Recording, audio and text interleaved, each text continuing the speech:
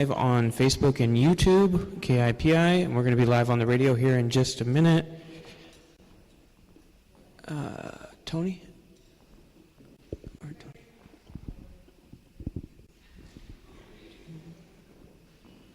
I've got Bernita on Zoom. Was there anybody else that wanted to join via Zoom? Did he send you his email?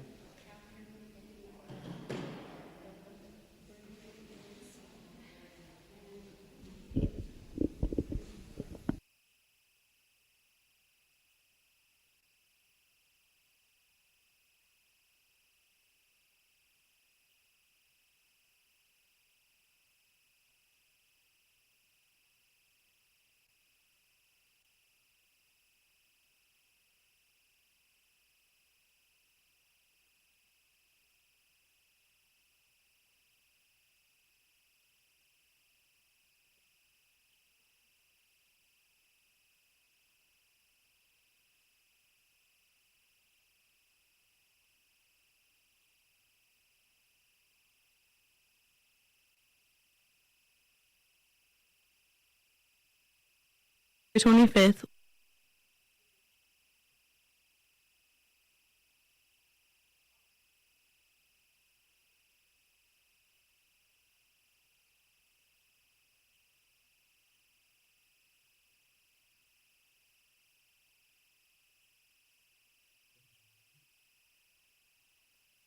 Testing 1, 2.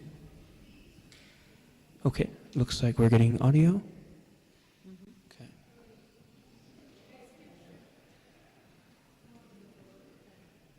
You want to turn that microphone on and test it?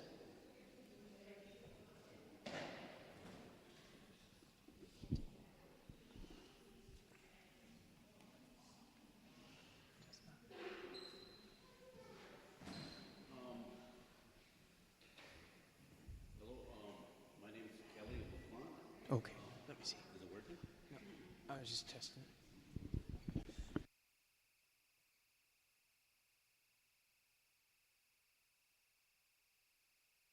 But if you turn it on. Okay, test 1, 2. Is it coming out of those? Test 1, 2, test 1, 2. Oh.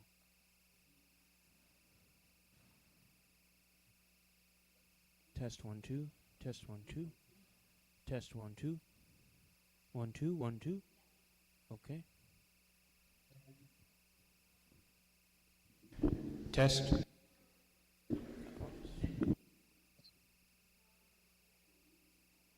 Less. Little less. Okay, that's about right, huh? Is that good for... Can you guys hear back there? Can you hear on this one? No. How about now? No, no, no. No, no, no. How about now? No. How about now? No. How about now? Now? Yep, that's good. This one's a lot lower. This one is always on, and it needs to be away. So we're going to start with this one.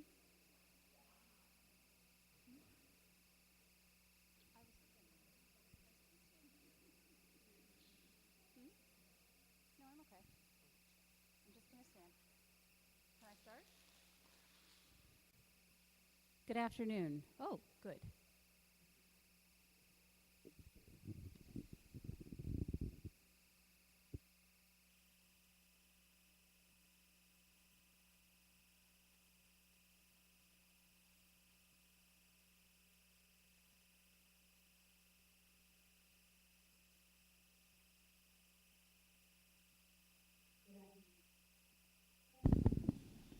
Good afternoon. Good afternoon. Good afternoon. I'm Fran Carr. I'm the editor of the West River Eagle, and I'd like to welcome you to this Candidates Forum on behalf of Tony Hanboy from Red Generation and Carl Peterson from KIPI. Before we start, I think we should have a prayer. Ivan, would you be willing to offer a prayer?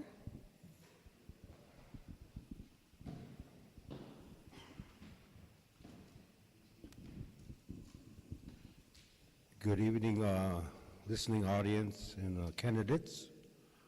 I'll say a prayer to start this evening. Okay, try to I just le itchacha ke ahuta kina atkokata ke just watch you when you have money to come here. It's here to iogla kabna hina oate ke to you watched it. You had to have a better takash that kina. Ahita ushi chakila na kete sala wakana wakaya na tuna wichoni ayusu wichonki ksio ata petu na cheta o tekega hogeti waika wan kigla kap na cheta wochi wichong tega na ketu te uglusha shna waki ktuja ke hype o te ke opto ke opto zania trokato kimnem de na te taku yo washte na cheta ha Mukiga kochim khoete wochikyo kaga pilo homitakwasi. Thank you. Thank you very much. I'm going to introduce myself again. As I said, I'm Fran Carr. I'm the editor of the West River Eagle. When I am on Cheyenne River, I live here in Eagle Butte with my husband, who is the art teacher at the high school, and out in Promise. When I am not here, I live in Columbus, Ohio. I am from Cincinnati, Ohio. I am the perfect Cincinnatian. I'm half German and half Irish. I'm the perfect blending of people from Cincinnati. And my father's land is from Adams County, Ohio, which is home of the Great Serpent Mound and the Hopewell and Miami cultures. If any of you are familiar with the Great Serpent Mound, it's a 10,000-year-old mound, and it's a spectacular place. So I'm very grateful to be here with all of you. Thank you for joining us on very short notice to pull this event together.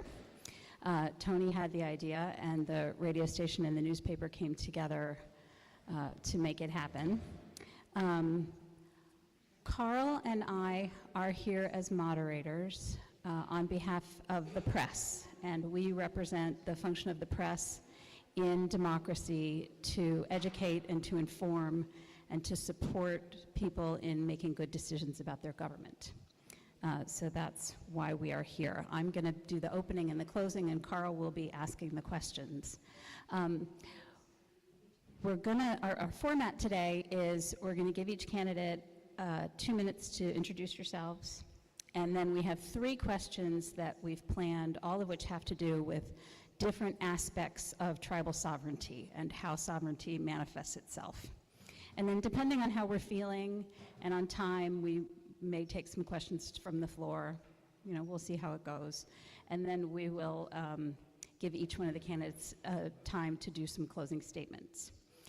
Now, I know it is extremely rude to interrupt someone when they're speaking, but in order to honor everybody's time today, the lovely Liz Hiles, who also writes for the newspaper, is going to be our timekeeper.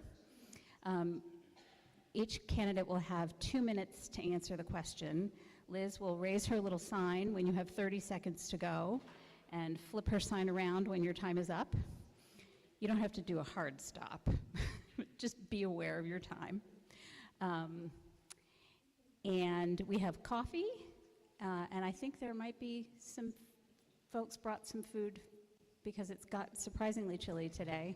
For those of you who don't know, in addition to being the art teacher, my husband is also the weatherman for the West River Eagle. And he's predicting that it will not rain for Halloween, but it will be cold. So, Carl, where are you? I'm ready to turn it over to you. Introductions first, okay. Let's start over there.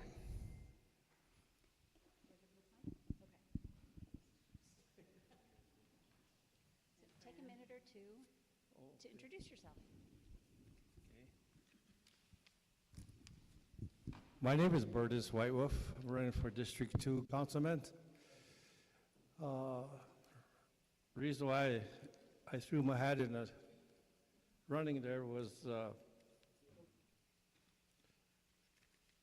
there's no leadership in our district, and no leadership, I know that, and then we don't have voice at the council. You guys probably all know all that. And then everything is sidestep, or he pushes on to other people to work on it. You know, and then we need a lot of improvements in Red Scaffold.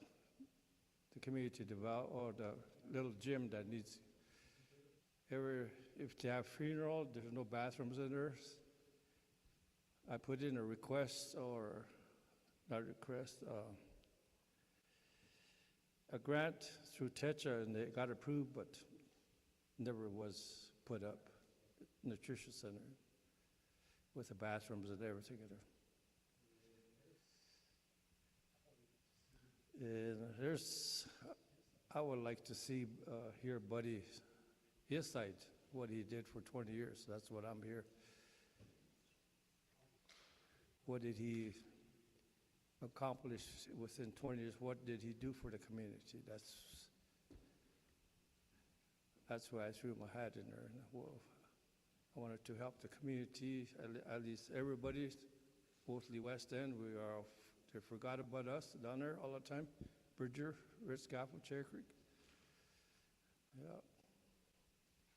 Or Thunder Butte, Iron Lightning. Those communities are forgotten. But anyway, that's the reason why I threw my hat in there.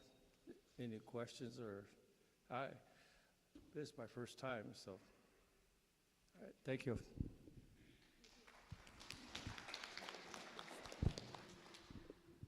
Impetuoste, Sharon Lee Machiapi, Hesapawi Lakota Machiapi.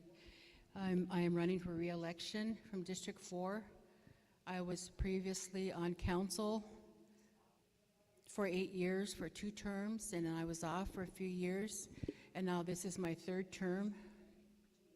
And I've been asked by elderly to run, and other people, and my family has asked me to run, and relatives. I have relatives in all the districts, and I represent everyone honestly, because that's the way my mother and father, Harold and Velma Lee, raised me to be.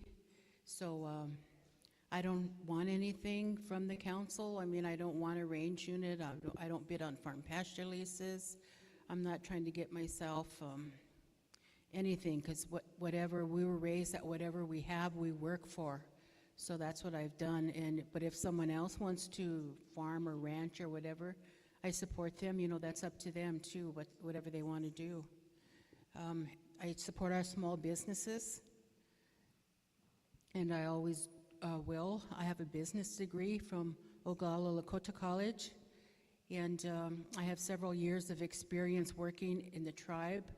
I worked in the tribal chairman's office, the tribal revenue department. I worked for law enforcement. I worked for our court system. I worked for Indian Child Welfare in our revenue department. I've also worked for several years at our telephone authority, and a few years at our college back in the day. But I'm running because I feel that I haven't completed everything that I like to do. I just turned 64 years old, so I'm considered elderly. But there's still a lot of things that I like to do. We've upped the elderly stipend to $200 a month and $250 in December. And we're always working on upping the education grants. And we also have we've added a grant you can get when you graduate from college. It's a one-time grant for $1,000. And don't ask me right now what the name of it is, but there's several, the hardship grant and the other grants. And we've upped that, and we keep upping everything for the elderly. And you know, you see these comments about the tribe doesn't help the elderly, but I'm going to put out a list of the things that we do for the elderly, and you would be surprised. I know a lot of elderly are surprised at that list, because we do quite a bit. If you need a washer or a dryer, refrigerator, stove, hot water heater. We've had, I think this may be, Fran, is this just the introductory? maybe I'm taking too long, but is this, where's she at? Is this an introductory? Is that what it is? Okay. Okay, I can answer other questions later that I guess this is the introductory. I kind of got off topic, but I'm willing to do the hard work. I think I've proven that. I go to all my meetings. I go to my district meetings, my committee meetings. Right now, I chair. I guess I'll get into that later too. So I guess it's introductory, but that's why that's who I am, and that's why I'm running. So, Pilami. Thank you. I'm Betty Washday. My name is Jody Colas. I am running for the District 5 Council Rep, and I'm asking for the community support. I lived here all my life, raised my kids here. I have 4 grown children, Kilana, Grant, and Dason, Tiana. I'm a wife to Dean Colas. My parents was the late Teresa Lofton, Landrew. My late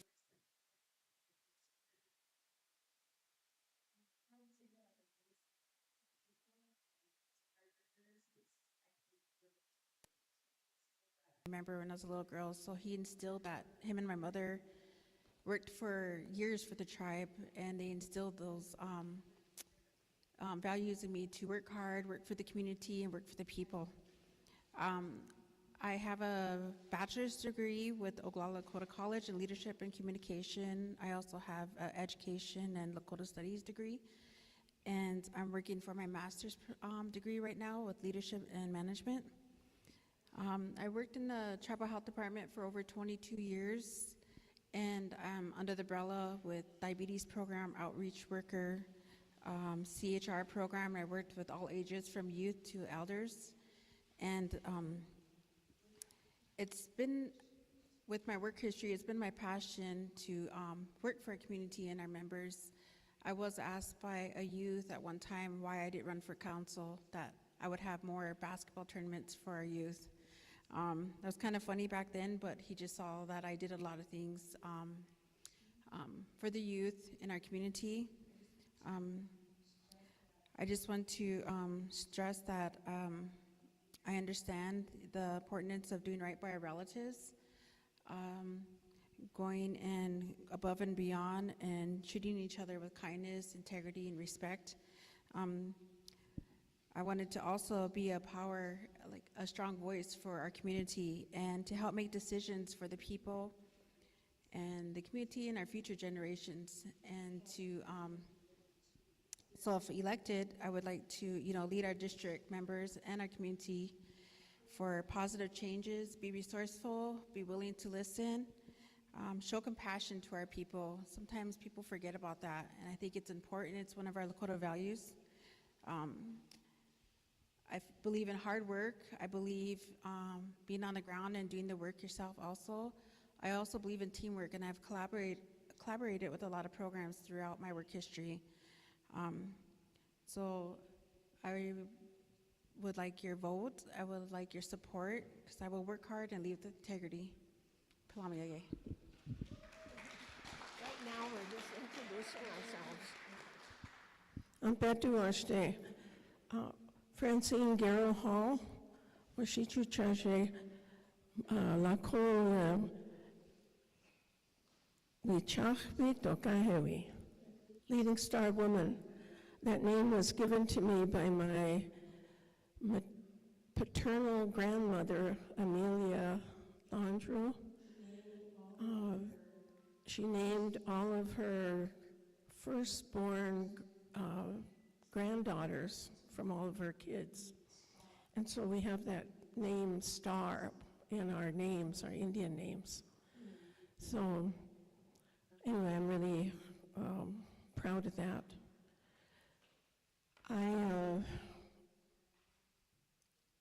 I grew up here down at I was born at the Old Cheyenne Agency and went to school there and through the 4th grade. Well, started the 4th grade, and then the old agency was inundated, so we moved here to Eagle Butte, and I went to school here until I was 7th grade. I finished that, and then I went to St. Mary's School for Indian Girls in Springfield, my 8th grade, and all my high school. And then after that, I went to college, worked various jobs, and my education is, I've got 2 bachelor's degrees, one in education, one in business administration. I've got a master's in teaching social sciences, and I've got a education specialist degree in educational administration. I served in a lot of capacities, lived off the reservation in North Dakota, Grand Forks. I did 1 year of law school at Grand Forks, University of North Dakota. Lived in Fargo, and while I was in Fargo, I got really involved in community work. We established a Good Medicine Health Board to serve the Indian people living in the Fargo-Moorhead area, and my peers elected me the chair of that board. And so I secured funding and got a dental clinic for them, and anyway, just gave back, to the community wherever I lived. And then I moved to Wahpeton. My husband was the superintendent there, so I worked there at the school and in what we call the medicine lodge, and it was for students that were having problems in school, and so we worked with them to the medicine lodge was an area where they could come and debrief if they were having a tough time in school. So we smudged, we taught them, those kinds of skills, relying on our culture and our traditional practices. And then I've worked at colleges, Concordia College in Moorhead, Minnesota, and at Northern State University. And I worked in student affairs, again worked with students. This time they were college students. And my peers, again, in the counseling department asked me if I would chair the student support component of student affairs, and that was to help all of our students succeed in college. So I've had educational experience, through the whole spectrum, and I have enjoyed that. I've worked as a high school principal. I've worked as a school board president. I've worked at the national level. Worked with the Sinte, all the colleges in the Indian tribal colleges. I was president of Cheyenne River Community College, which became Setonka. And in that capacity, I served as a board member for the American Indian Higher Education Consortium, and also worked at the national level as a board member, board trustee member for the American Indian College Fund, and with the Agricultural Task Force for land grant colleges. So I've had a wide variety of experiences and so forth, and I just finished my first year being on the tribal council, and I serve on a number of committees. Education, of course, I serve on, we've got a lot of projects that are in the works. So anyway, I just would want to reiterate that I enjoy working for the people. I enjoy finding solutions to issues, to problems. I believe I'm a good problem solver. So I would like to share my gifts with the people. Opila.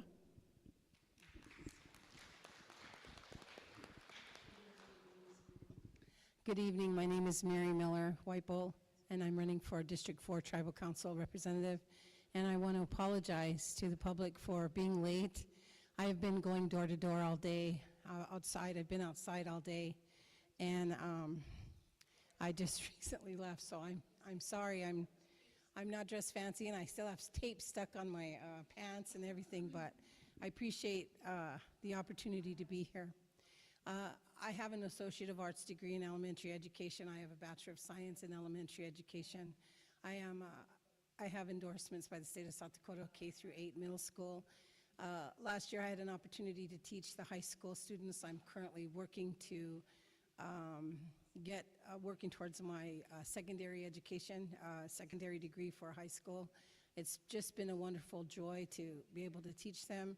As you know, I didn't get reelected 2 years ago, and I was very thankful for District 4 for nominating me to serve, and the people of my district having confidence and faith to put me back into office since last August for the past year.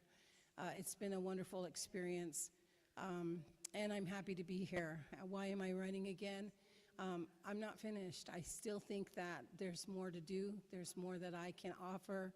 And I'm excited and ready to pick up the challenge again. And I'm just glad to be here. Thank you.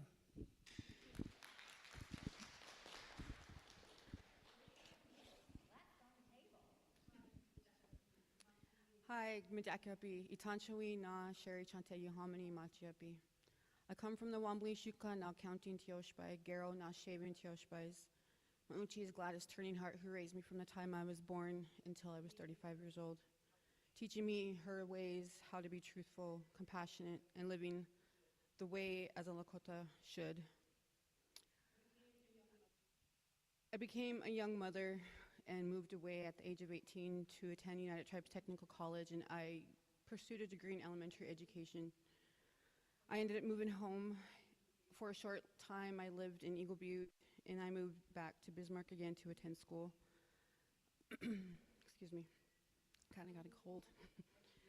I moved home. I began my social work, pursuing that degree to realize the need for more resources for our elderly.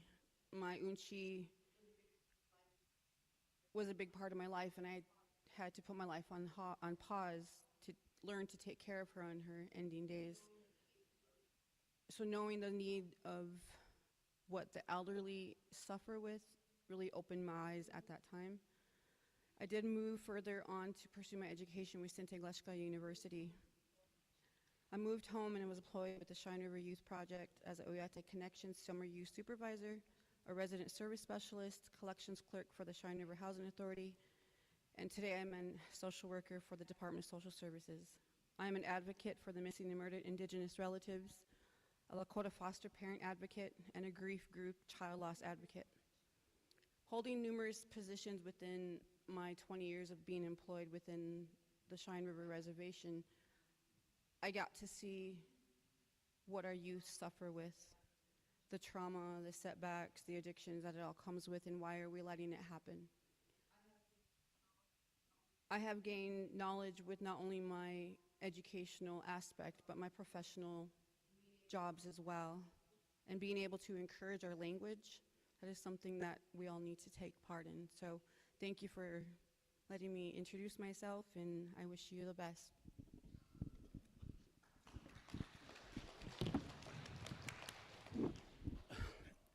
Good evening. My name is Kelly LaPlante. My mother is Irma May Collins LaPlante. My father is Lanny LaPlante Sr. I ain't got a great education like all these guys here. Awesome. But I would throw my hat in just so the people in District 3 didn't have a voice. So I went to a few district meetings, and not one councilman was there. I said the motions that we made were never listened to, never got read, always come back. So that's why late.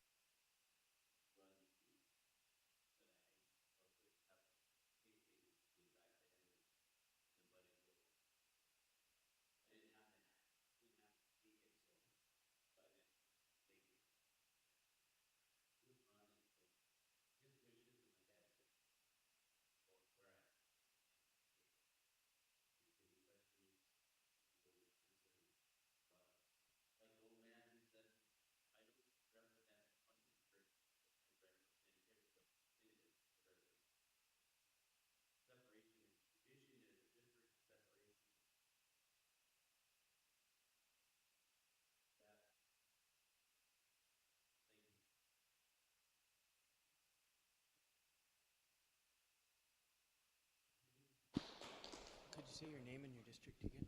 Oh, Kelly LaPlante, District 3. For those just tuning in on the radio or just getting here in person, we are live from the bingo hall with the Cheyenne River Candidate Forum here. We have candidates from each of the districts that are up for election November 5th. On Zoom, we have Ms. Bernita In the Woods from District 1. Are you able to talk?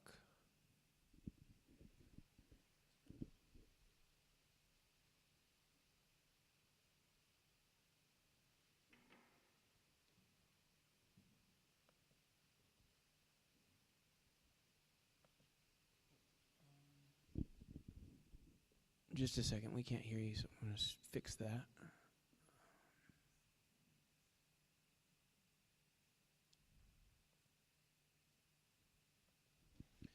See, that you couldn't fix it from inside here.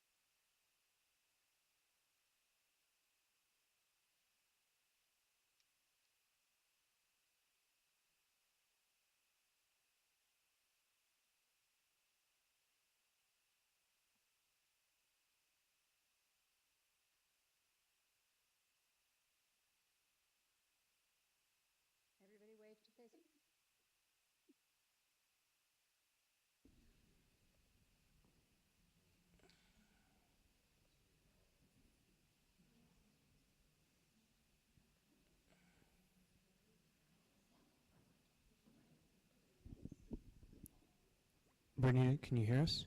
Can you talk? Can you hear me?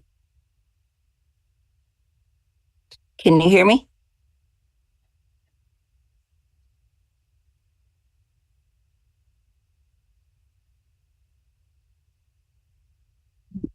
Can you hear me now?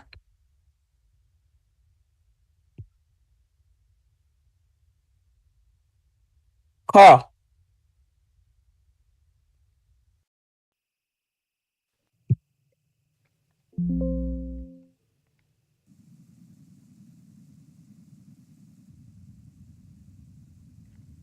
Yeah, go ahead and talk again. Can you hear me now? Yep.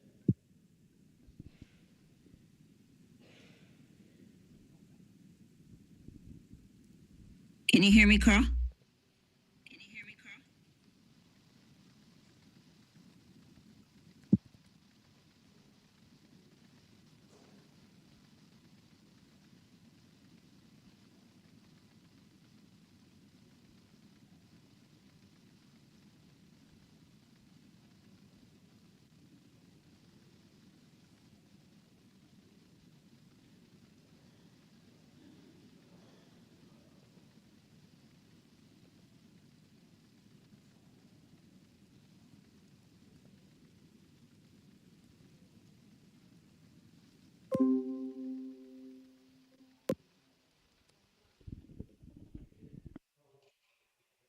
While we wait for Bernita to get back on, we have 3 questions today to go with the forum, and we'll give each candidate 3 minutes to answer the questions. So the first question get over here, is on ethics. It says, building resistance to corruption strengthens our ability to protect ourselves from outside influence. Council currently has an ethics resolution for Tribal Council and its employees. How can Tribal Council create more accountability? What standards of ethics should Council be subject to, and how should it be implemented?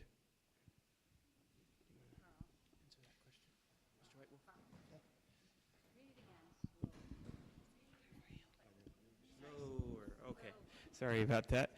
It's kind of a long question. So the question at the end is, what standards of ethics should Council be subject to, and how should it be implemented? Whenever you're ready. Okay. We're going to pass on to the next, Ms. Lee. What standard of ethics should council Be subject to, and how should it be implemented?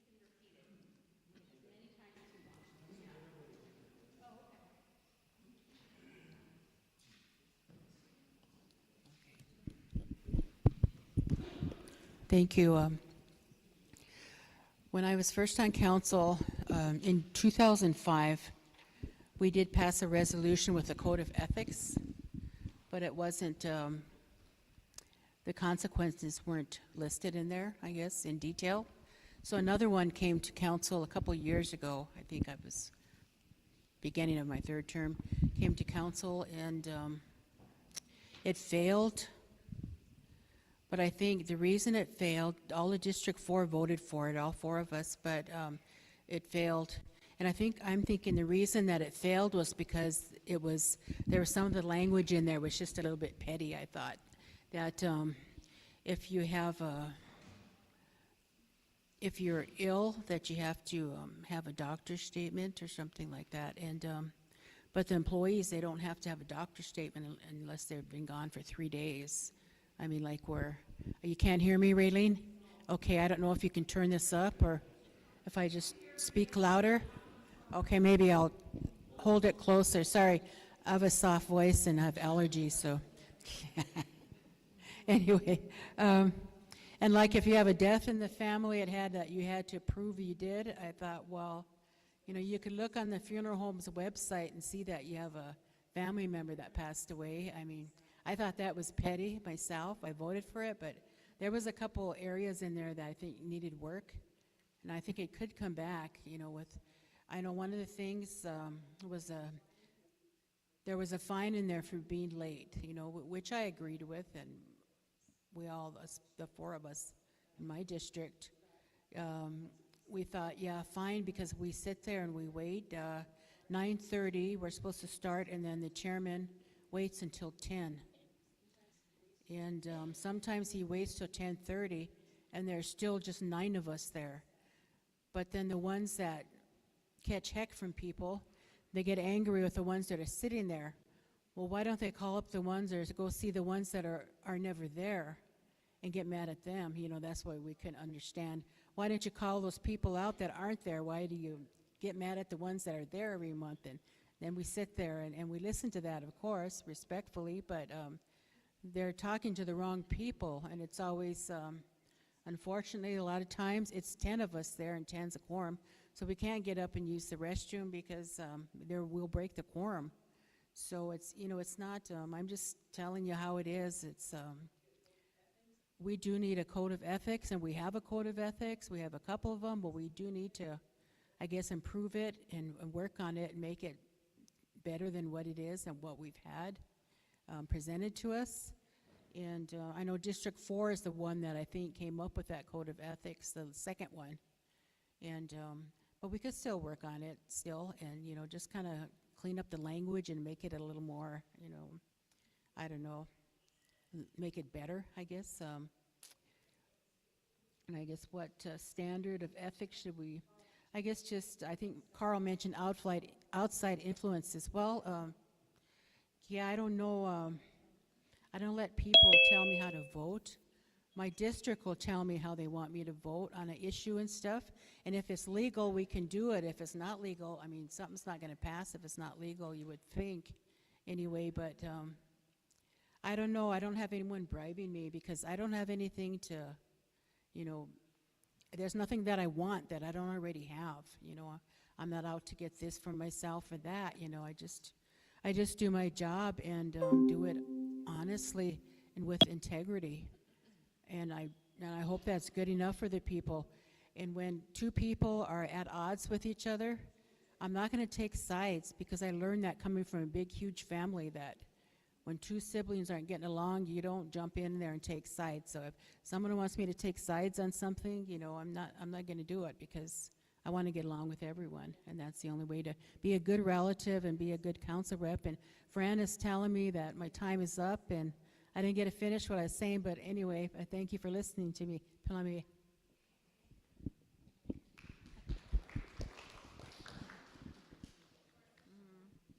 So our question was on ethics. How building resistance and corruption strengthens our ability to protect ourselves from outside influence. Council currently has an ethics resolution for tribal council employees. How can tribal council create more accountability? Well, I think we are asking the people to, you know, for their support, So I think a person should show integrity and being honest, being trustworthy and reliable to the people, because that's who you're representing. We're representing our people, our tribe, and the community that we live in. So I believe that it's always good to have a code of ethics. It's vital to not only our tribal council, and we should be held at a higher standard because we're on tribal council and we're a voice for our people, but also for the programs. Our directors, our employees, it's important to have a code of ethics there as well. I believe that what standard ethics should council be subject to and how should be implemented. Again, I just think integrity, showing accountability, being transparent. You go to council, you're there for the people, you should be there and to be dependent on, because we have people, especially our elders and our youth, who need a voice. And to be there and to be in council, to listen to the people, to act on emotions, make resolutions that will benefit our people. So I think it's very vital that council should be held to a higher standard, and to be there, to be dependent on that. I also think that it's just that a code of ethics can always be our code of ethics. I saw that we did have one with the tribe, but I think it can also be revised and implemented for the better. I feel like nothing's set in stone. I think that there can always be change for improvements. Popila, thank you.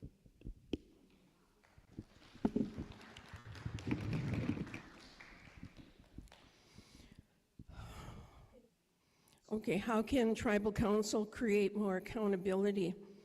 Like Council Representative Lee mentioned, we do have a code of ethics that was passed in 2005. When I got on council, of course, I read the Constitution and bylaws and read the code of ethics. What?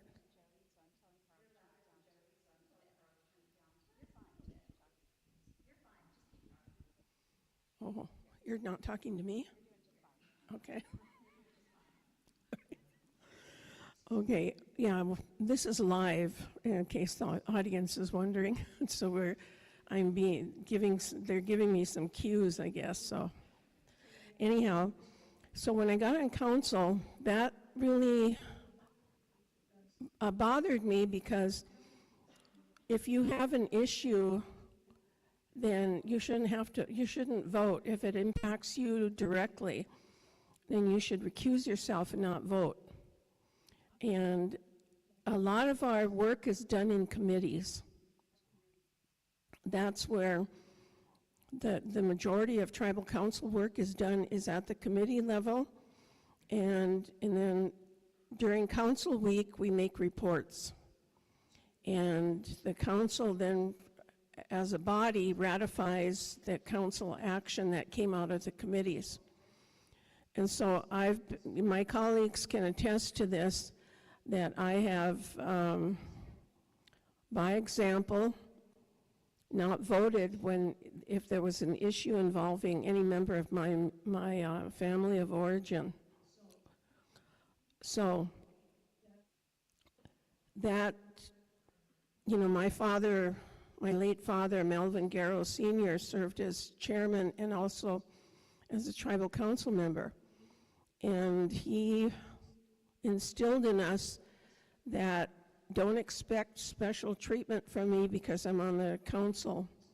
In fact, he expected us to behave above reproach.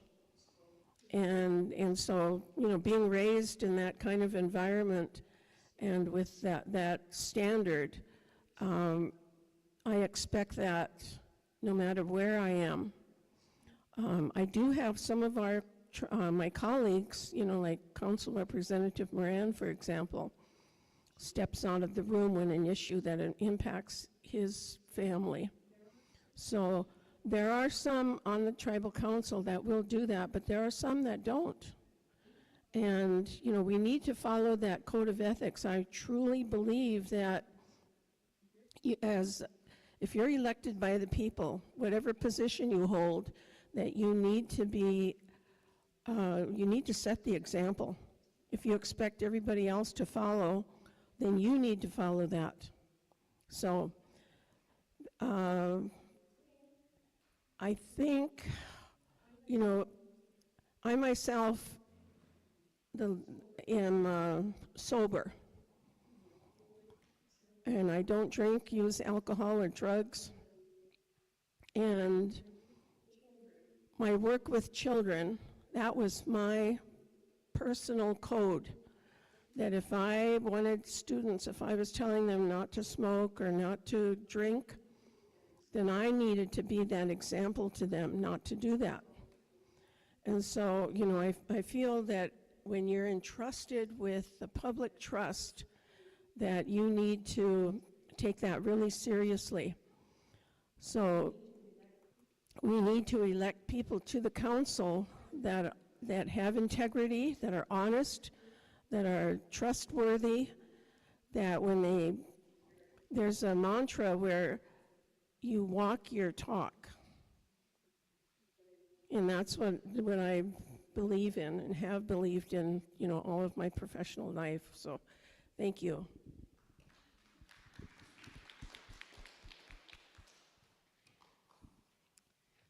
I was writing down a few things. The question is about question number 1, ethics. Building resistance, and I'm reading this from the paper that I received. Building resistance to corruption strengthens our abilities to protect ourselves from outside influence. Council currently has an ethics resolution for tribal council and employees. How can tribal council create more accountability? I know that a tribal resolution was passed at the beginning of when I took office. It was presented by Chairman LeBeau, if I remember correctly, and it failed. But again, like Council Representative Lee said, all of District 4 council reps voted for it because we have been told repeatedly by our district that that's what they want. And it is District 4 who elects me into office. And so it is my district who dictates to me what they want, because in the Constitution, I mean in the organizational chart, it's the people, council, and then the chairman and the administration, and then the programs. And so I pay closely attention to what my district wants, and I vote my district. And you can check my history, voting record. Everything my district wants, I vote totally for my district. I do believe in a code of ethics. I always have. I live an alcohol and drug-free lifestyle. I attend church on a regular basis every Sunday, except for when I'm sick. I stay active in the community, and I believe that as council representatives, we're held to a higher standard, and that we should be held accountable. Our children are impressionable, and I always believe that we should walk the walk and talk the talk, and we should be the example for our children. If we don't set the example for our children, how are our children going to learn the appropriateness of how to behave and what to do? And they need people that they can look up to, positive influences and positive role models. And I've always tried to do that. I've always tried to be that. There are times where I fall short. I'm human, just like everybody else. And that's the one thing I love about our people, is that, you know, we know that everybody makes mistakes and people can change. As far as tribal council, I think that if the people were to pass something in my district and want change, I would support it and I would vote for it. If there was a ordinance or a law which dictated what tribal council was to do with regards to ethics, I would support it, I would follow it, and I would make sure that I followed it, and I would report it to my district. I think it's a great idea to have a code of ethics. I think that accountability is important, and that's all I have to say. Thank you.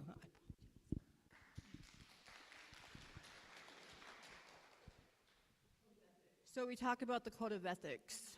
We as Lakota people should also have our own code of ethics and how we handle situations, people, public, our children, our elders.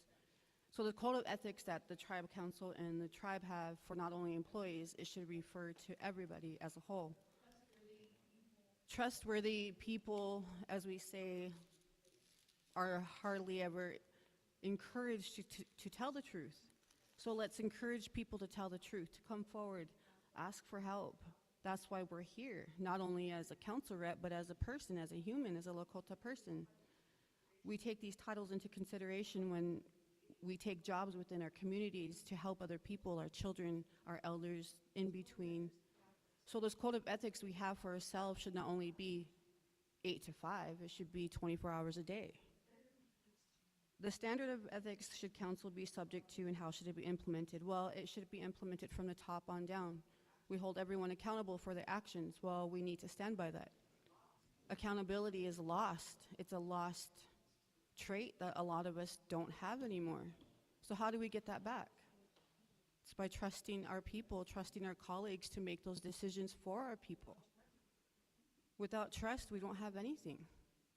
How do we trust the person sitting next to us?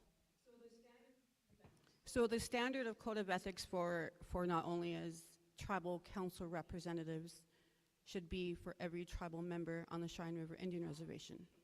We have to be a whole in order to grow. Thank you.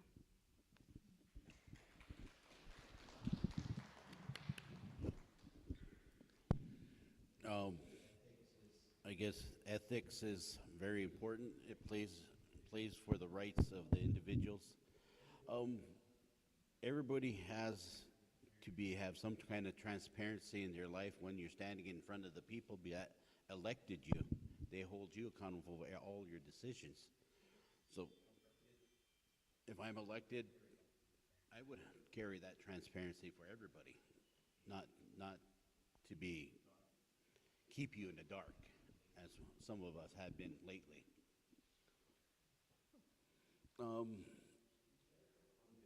As far as accountability, that's up to us. What we hold to our own standards.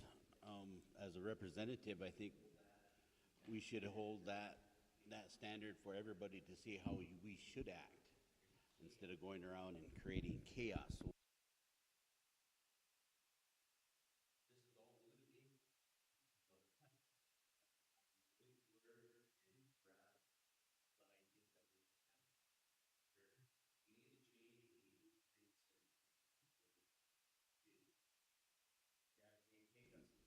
Gravitate, take us into the future. Who knows, we might not have one. Thank you.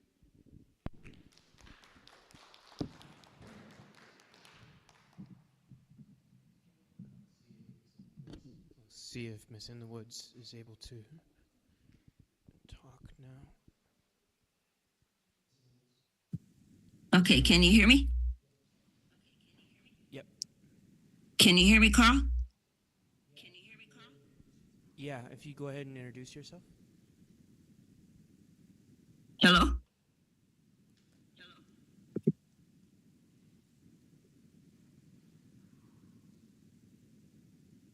I guess I can't hear myself, but I'm hoping you can hear me.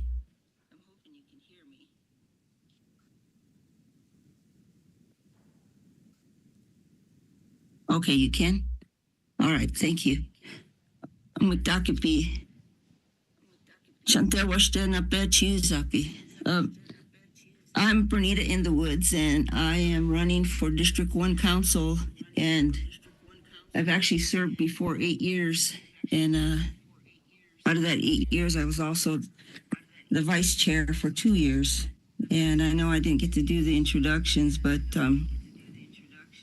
in regards to the ethics, I know we do have a code of ethics, and I had resided in District 5 for a brief time when my children were going to school at Cheyenne Eagle Butte, and I presented to District 5 to change one word in that code of ethics from shall to will.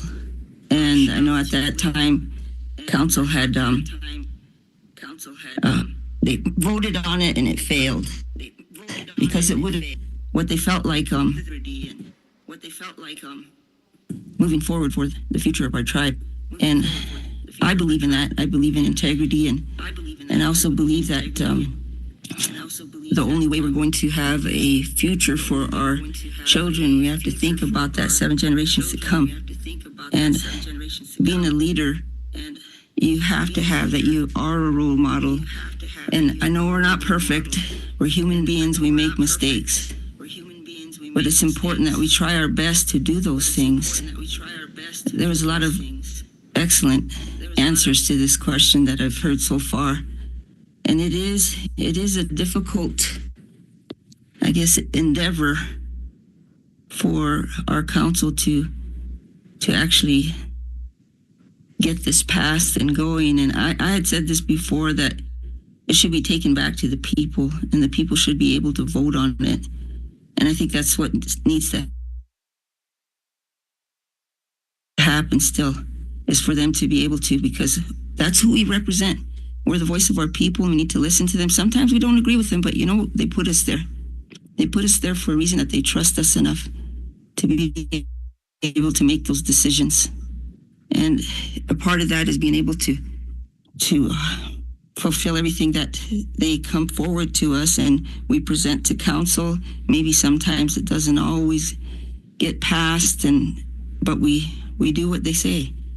And in the 8 years that I served, there were many times that it's hard being on tribal council, because you can get attacked for any decision that you make. But you have to remain steadfast and have that perseverance to be able to do the job that the people hired you to do. I guess that's the way I look at it, because I worked over 35 years for my tribe, and I'm pretty proud of my tribe. And a part of that pride is being able to have that ethics. And I think that one way to meet that would probably create an ethics board, and consisting of some of our elders and also those in the professional field. And we need to have a criteria and strengthen that code, because that's the law of our tribe.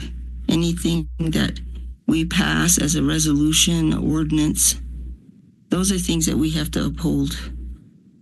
And that's one of the reasons why too that I'm running, is that there's a lot of things that when I left there was a lot of things that I hoped would kept going, but nothing has happened. There's been a little effort on some of those things, but I think that it's important.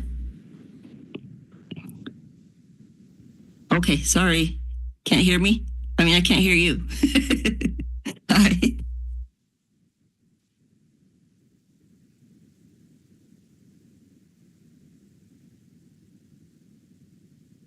Thank you.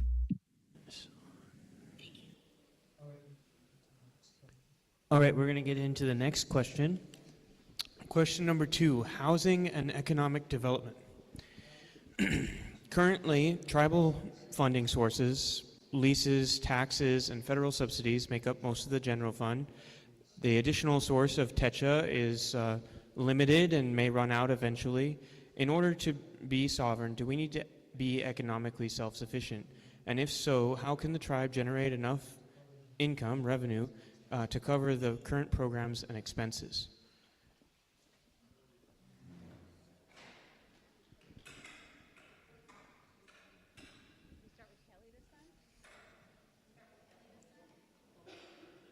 I'm probably just like you guys sitting out there. This is my first time doing this, but leases, how's the tribe, I like to ask questions. How did the tribe, I know we pay the leases, but it goes to a bank in North Dakota. Or it goes into the bank in North Dakota in taxes. Where do we get our taxes? That's questions I have. I'm just kind of new to these, so I wanted to ask these too. And then it's our where's the CRIP program? And are we in Constitution bylaw says we can't mortgage our tribal lands. Is this CRIP is used as a tribal land? What, or, you know, that's my questions. And there's V Ranch, and there's Buffalo Herd. Those are questions I like to ask. Where are we at? I'm just listening to you guys too, and that is just like sitting out there. I wanted to ask these questions. You know, I just new to me. Council, everything's new to me. So I wish I could come up and sit in the council every month, but you know I don't. I rather leave them alone, make their decisions and stuff. That's what's okay. Thank you.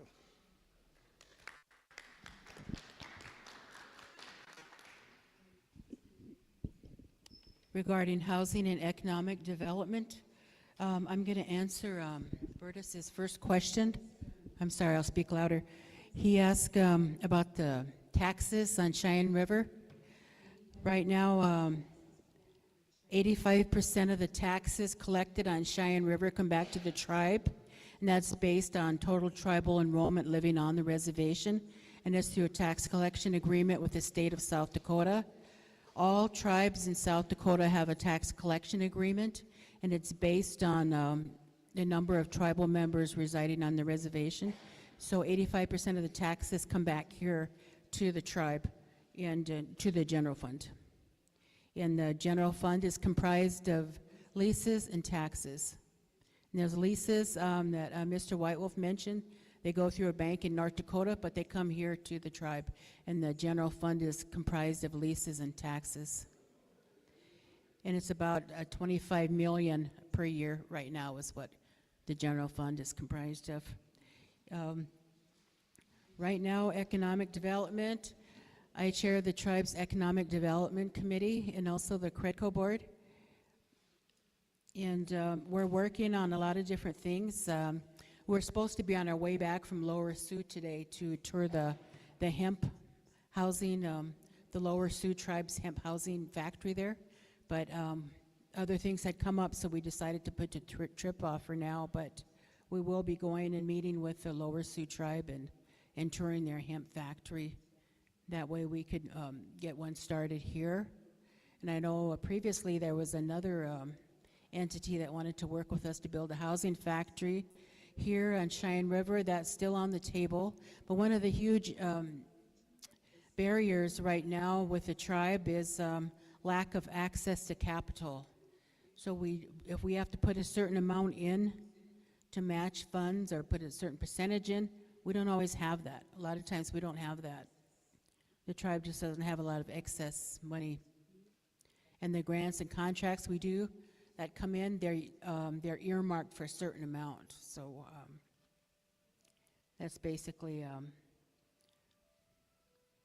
what the tribe is composed of. But there's a lot of, you mentioned economic development and housing, and we have a homeless population here, and right now the council, we're putting out fires. So people say, why doesn't the council do this or certain things? Why don't we have that? Well, a lot of our time is spent putting out fires. Just immediate emergencies that end up coming up just on a moment's notice. And you know, we always have people taking us to court. That's how it's always been through the years. Someone is always taking us to court. And if you're a tribe, then you have to expect that, and you have to have a strong legal team to defend your sovereignty and to defend your tribe. But economic development, we have several entities, companies that we're working with right now. We have NDAs with a few, and we're getting a few more to see what the best fit is for the tribe. For solar is one of the areas that I'm focusing on, and I see my time's up, but we are working on several different areas, so thank you.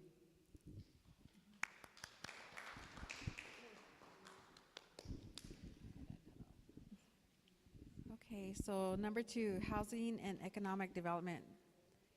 The current tribal funding sources are leases, taxes, federal subsidies. Sources such as TETRA will eventually run out. In order to be sovereign, do we need to economically self-sufficient? If so, how can the tribe generate enough income to cover programs and expenses? So one of the things I think that does help with money or help with funding and resources is grant writing. And I believe, I know TETRA is one of the grant place that we could go through to write a grant for and receive one. But there's also other, there's state grant, federal grants, tribal grants, and writing these grants can bring in funding resources for our people. They can help with salaries. They can help with training. Also, I think that we can the tribe can explore new options, new revenue options, invest in our environmental and sovereignty programs, recycle. We have a cannabis program. I think that would be beneficial. And so I think grant writing would be one of the funding resources that we can always go back to. I think implementing grant writing into our tribal programs and having a designated grant writer to help with these resources. I know that I wrote for a grant myself. I wrote for and was for suicide prevention, education, cultural, and that was awarded for $250,000 for a year grant, and that will bring in 2 jobs. It will bring in resources for our community, for our youth, for our schools, and to implement cultural activities, and also for training. So I really do believe in grant writing, that it's another funding source. Thank you.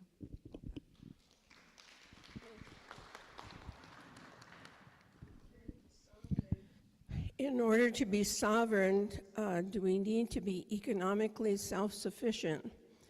If so, how can the tribe generate enough income to cover programs and expenses? We know we have TETRA.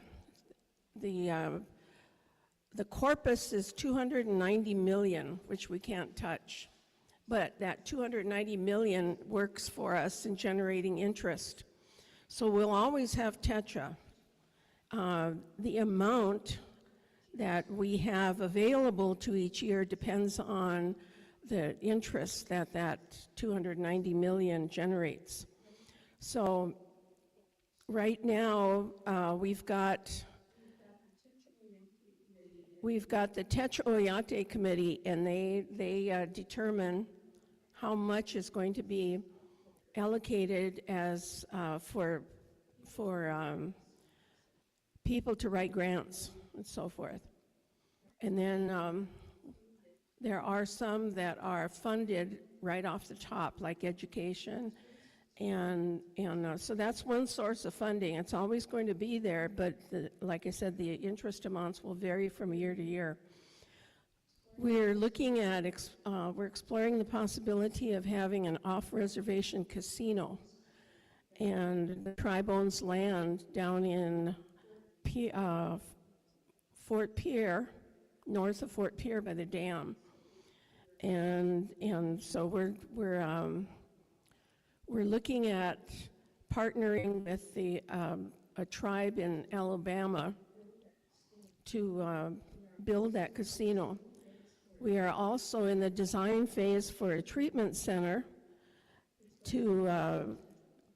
it's going to be a residential treatment center for our people to be treated for substance abuse addiction. We are looking at hemp production, and like Council Representative Lee mentioned, today we were supposed to be coming back from having looked over the Lower Sioux operation, and we're still going to do that in the near future.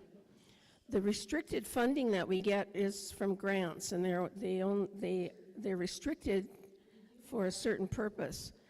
We do have what's called contractors' excise tax. So any project that's on the reservation, there's the contractors pay an excise tax to build. And then we've got what's called a 105L leasing program we enroll all of the tribal buildings into that fund, and then it takes a strain off of the general fund, and all of the repair, maintenance of those tribal buildings are then charged back to the 105L. So we're exploring other avenues as well.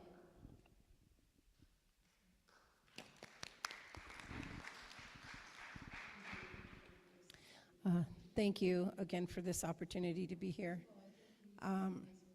First of all, I think we need to make the reservation an inviting place to be able to attract industry and manufacturing to provide stable jobs. I also think that we need to be able to make tangible products that we will be able to sell. I also believe that we should use our ability to grow hemp to create products that are useful and environmentally sound. I also believe in a strategic plan and strategic planning, a 5-year plan, which is being worked on. That can help us as well decrease poverty in our area. I also believe that we should continue to invest in future business development. I know this question doesn't pertain to that, and I'm looking at thinking my time is going to be up. But we need to support our local businesses. That's economic development too. If they win, we win. Thank you.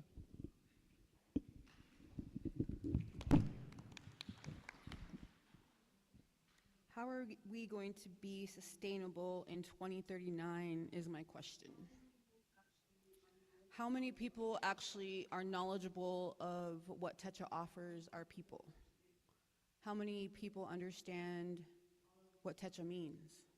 Some people don't get what TETRA means or what it entails, so why are we not telling not only businesses but the people?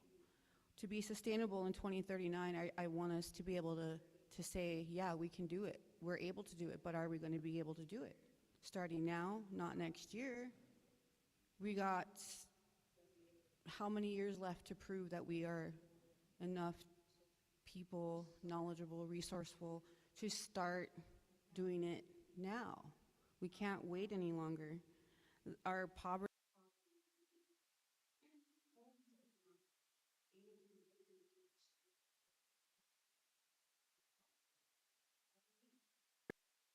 Why wait? If all this money is available, and I know committees, and I know it's all grant, but let's help now instead of waiting before it runs out. That's what I see here. The grant writing, yes, we need a lot of that education and knowledge, not only for tribal council, but for other businesses on the tribe. Teach them. A lot of our people haven't been to college and understand at that level, so let's help them understand. To generate income, to cover programs and expenses, we got to get our people to let us know what they need. How can we work for them? How can we be sustainable for them and make decisions? I'm going to learn just as much as learning from my colleagues if elected. I'm not really familiar with the whole TETRA myself. I've never understood all the money that was there and what was available to who and why and how.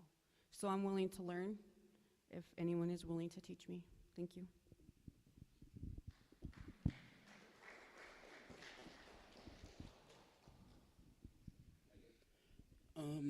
I guess we're talking about sustainability and sovereignty. Hemp is like the next big thing, like the gold rush and oil.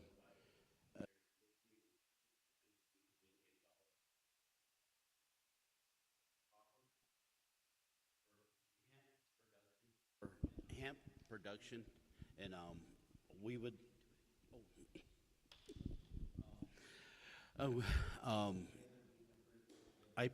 Me and my friends put together a hemp program, which is right now sitting with the House and Senate Appropriation Committee, and just wait and see if we'd be recipients of some money that we applied for, and that would help the tribe greatly, producing hemp and getting it from the field into the processing plant and getting it out. And that's what we're trying to build is a processing plant. So I've talked to a lot of farmers around here, and they said if you build it, we'll grow it. So just like the Field of Dreams, I said, you build it, we'll grow it, and basically it's everywhere. There's East River, there's pretty close to 400,000 acres that farmers want to plant in hemp. Right now, the Ukraine was the biggest producer of hemp in the world. Right now, with the state of South Dakota and other states, we could benefit from that. I said, we can have a hand in producing hemp for the world. I said, but it's a tough situation right now because of the laws that are created. Every month, the laws change in hemp and cannabis. So you have to follow that. And I would like to let people know that growing hemp is like, it puts 4 times the amount of oxygen. An acre of hemp puts 4 times the amount of oxygen than an acre of forest. So we're running out of oxygen as environmentalists and watching the people. I said, that's what we need right now. I said, we're just getting too hot. I said, and it'll benefit us in the long run. I said, there's a lot of things that come with hemp, like there's lotions and shampoos and oils that they produce. It from A to Z, it produces everything. There's a place down in Denver that they sell material. I said, you can make jackets and shoes and whatever else you need out of them, tires. I said, hempcrete is probably one of the fastest growing things in the world. I said, but they run out of hemp fiber in Canada where they produce it. I said, they want to buy what we can produce, fiber and materials from hemp. Canada will buy it from us. There's a market for every part of hemp that we produce. And if we don't jump on the boat now, we're going to fall behind. I said, we'll still live in poverty for the next 10, 15 years. And I said, I put in for my hemp license, and I said, hopefully next year I get to grow some. I said, with all due respect, I said, I hope a lot of people get out and grow it.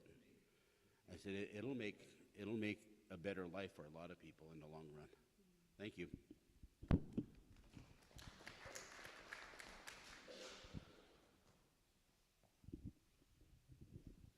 All right. Miss In the Woods, it's your turn.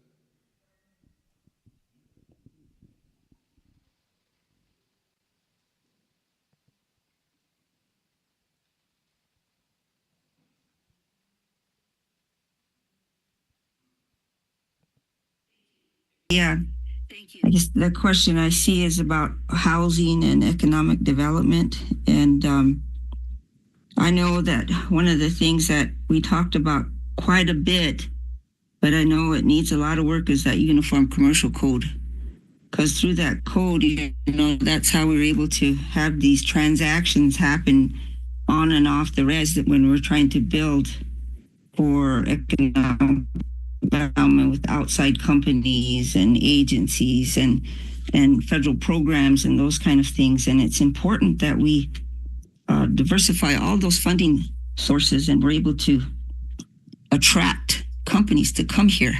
I've heard a few of you say that before in your answers, and I also think that it's important that we look. Our number one source is the resource. They always say that Cheyenne River has some of the best land. We have some of the best land for crops and for animals and those kind of things, but we also need to be able to enhance that. I think the general fund receives on the leases about 25% of the general fund is from lease income. But in order for us to be able to enhance that, we really need a tribal agricultural office, because that way we'll be able to promote food sovereignty and that economic development within our communities, because it's actually working with the resources that we have, and our people can work with their hands and making them employed. You talk about unemployment, you talk about homelessness, which now the correct word is houselessness. that they don't have homes to go home to. And it's important that we actually meet that through developing more jobs and this residential treatment that has been on the table for years. I swear it's probably been 10 years that we, or more, that we actually established the funding for that. But those things go hand in hand. Treatment and houselessness, there's got to be a way around that. We have to fix that first to be able to make our people well and their well-being sober and enough to be able to be employed. So important to us. We talk about hemp, we talk about marijuana, we talk about those things that they will bring income to us. But our goal is, that we want to be able to improve the social, cultural, economic, ecological aspects of our life here on the reservation. And of course, we always say that we're one of the most poorest community counties in the nation, but for us to be able to attract that, we've got laws to develop that uniform. I'm repeating myself. I'm sorry about that. Uniform commercial code is so important. I know it's 3 minutes isn't enough to go into detail about that stuff, but I know there's so much more to do. And right now, council is hitting some of that. I know we talk about casinos, those kind of things, and those are off reservation that are going to be coming here, but we have to be able to attract them. And a part of that is establishing that uniform commercial code. Thank you.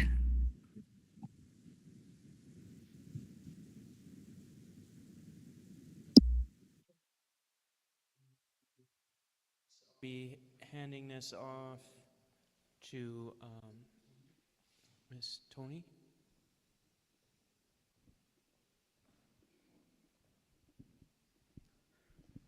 Hello, good evening. I want to thank everybody for coming out tonight to the candidate forum. The reason why I requested to have the forum hosted in combined efforts with the West River Eagle and Keepy Radio and Red Generation is because oftentimes we don't get to hear these candidates before they go to be elected. They go house to house and they ask for votes, but we formed some very good questions tonight. And I know that the next question is probably one of the most difficult questions that we will probably be asking these candidates. And I want to recognize the candidates that weren't able to be here tonight. Ashley Redout, Bernita Indowoods, Ted Knife Jr., John Kessler, and Derek Bartlett, and I believe Warren LeBeau and Kat Pearman. We did send invitations to all of them. And so I want to thank those that helped at the mill tonight, those that helped out with the candidate forum tonight, those that came to volunteer. The question I want to ask, because this has been a question that we've been talking about, discussing for many, many years. And we have a lot of relatives that are wanting to hear this, and you guys are live tonight. And I want you to be able to think about this question, because this question is going to impact our future members and our council.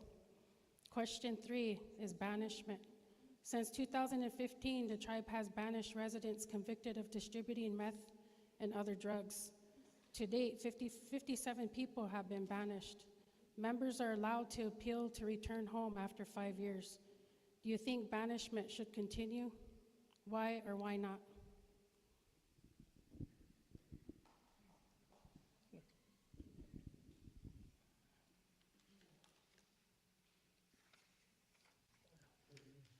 On that third question,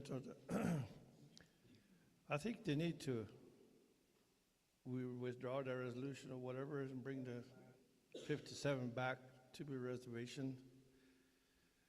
And I imagine they didn't get their ARPA and all that stuff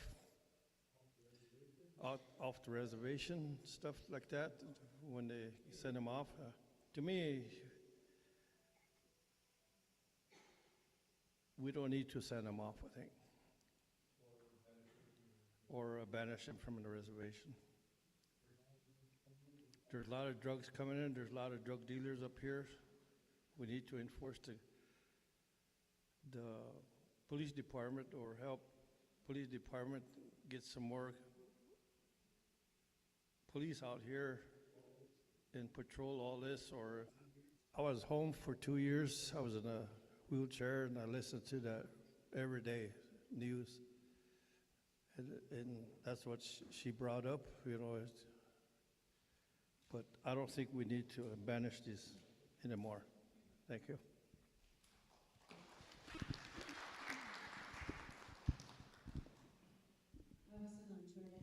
I wasn't on tribal council in 2015 when the banishment resolution was approved, but I supported the tribal council in that decision because I've seen families decimated by meth use, and I've seen what it's done to the children and the grandchildren, to the people themselves. And I know that they, as far as I know, Mr. White Wolf was wondering about their ARPA and stuff. Everyone got their ARPA payments that lived off the res, so you know, and we help people that live off the reservation through the Human Services Committee. So, and I feel bad for them and everything. And I know there's a lot of young people out there too. These 57 people.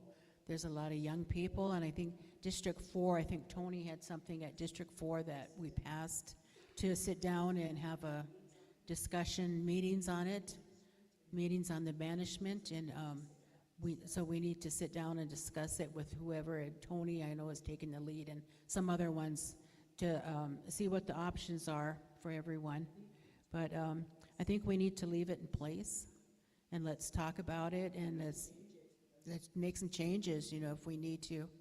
But I thought that, you know, 5 years, it goes by pretty fast, you know, and then they can come home again. And a lot of these people I know have gone to treatment, and they have turned their lives around for the better, and I applaud them for that. So I would like to see it kept in place. Let's talk about it and see what our options are. But we don't need drugs here. People that come here from other places say they notice we have a drug problem. And we need to keep working. We need to support our law enforcement, and we need more officers. When I worked at law enforcement, we had I think 10 more officers because we had a Department of Justice grant than we do today. So we need to support our law enforcement if we want them to be more proactive in getting the drugs off the streets. So. In closing, I just like to say I'm willing to sit down and talk about it with whoever, and I think with Tony and whoever, that group that she's got, and whoever else is welcome to join us, and let's talk about some options. I see my time is up, so thank you.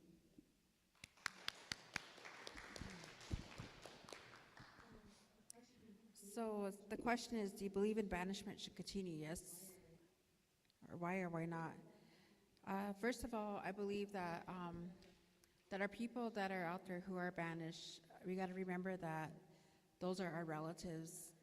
Those are the people that are off the reservation. They are still, you know, out there with no resources. Sometimes they're lost, and I believe, like, you know, we need to show compassion and show help and help them. However, I do believe that, you know, they need to be held accountable for bringing drugs on a reservation and hurting our people, for hurting our youth, our elders.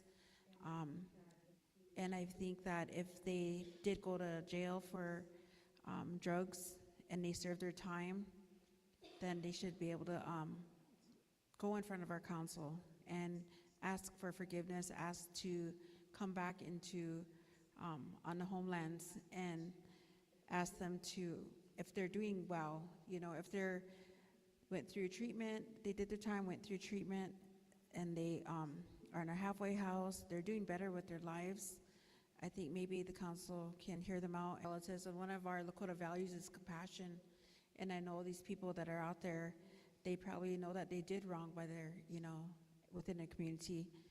And I think that, you know, a lot of them probably are feeling, you know, bad that they can't come home to see their parents or their grandparents or even their children. So I think that, you know, it is in our Lakota values to show compassion and to help them. So if they're willing to help themselves, then I think that we should be able to hear them. Thank you.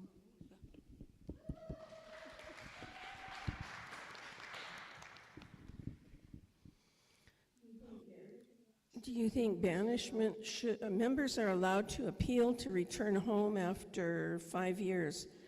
Do you think banishment should continue? Why or why not? Well, first of all, banishment is a cultural practice that our ancestors used. So we're not deviating from our culture when we do a banishment. When a member of our tribe does something that hurts, brings harm to the Oyate, then the accountability measure is banishment if it gets to be severe. There is a process in the banishment for 5 years. During that 5-year time, they have the responsibility to get well. And that is go to treatment, and to show that they're remorseful for what they've done to the people and to themselves. And they can petition for return to the reservation. Since I've been in council this past year and a half, we have not banished anybody. We are looking to establish a treatment center so that we can treat those who have a substance abuse addiction. So, we recognize there's so much that goes into why our people turn to drugs. We have what's called trauma, because they were going to exterminate us as a people. And that's witnessed in our history at the Wounded Knee, where they tried to massacre our people. Well, they did. There were a few survivors that came back. But they came back. We have what's called intergenerational trauma. And when we don't take care of that and heal from that trauma, it becomes, and then we pass that on. So we're passing on that generational trauma to our offspring if we don't get healed. We're knowing there's a field called epigenetics. And so that's what we have to heal from. And banishment, unfortunately, is something that happens. So, and it's accountability for people who choose that way of life. Thank you.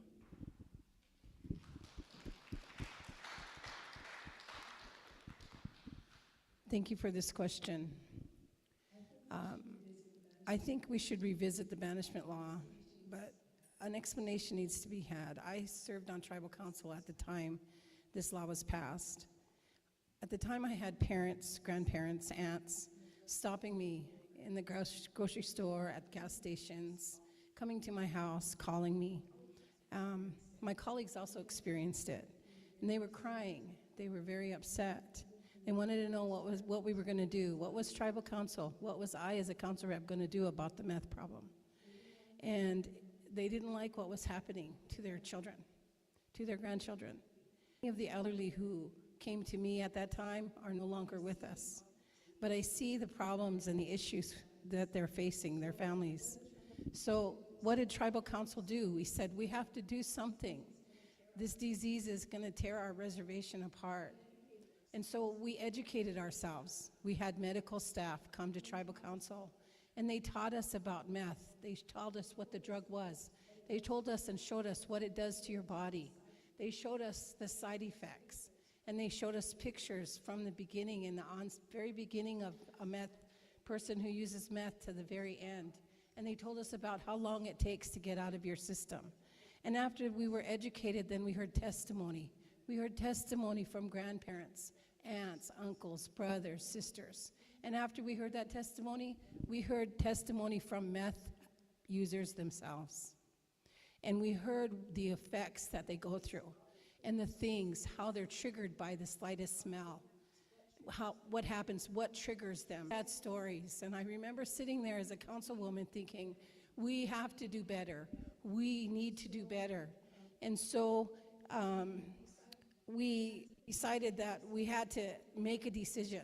And in part of our decision for the 5-year banishment, the reason that was made was because we were informed it takes 5 years to get out of your system. And even at that, it's still there. And so we said, well, you know what? The people who are selling the meth, bringing it to our reservation and selling it. And so I supported the banishment. I knew it wasn't going to be popular. I knew people were going to be angry. But I supported it, and we wanted them to rehabilitate themselves. We wanted them to come home. And so we gave them a 5-year period, 5 years to get clean, to show that they were upholding a job, that they were succeeding and trying to make a difference in their lives. In that time, I think I've just been given the warning, we need to take a look at the banishment law. We need to look at the data. We need to have community involvement. Time is up. And may have more decisions. Before we make a decision, but I want to remind you that the Constitution says that law was passed by resolution.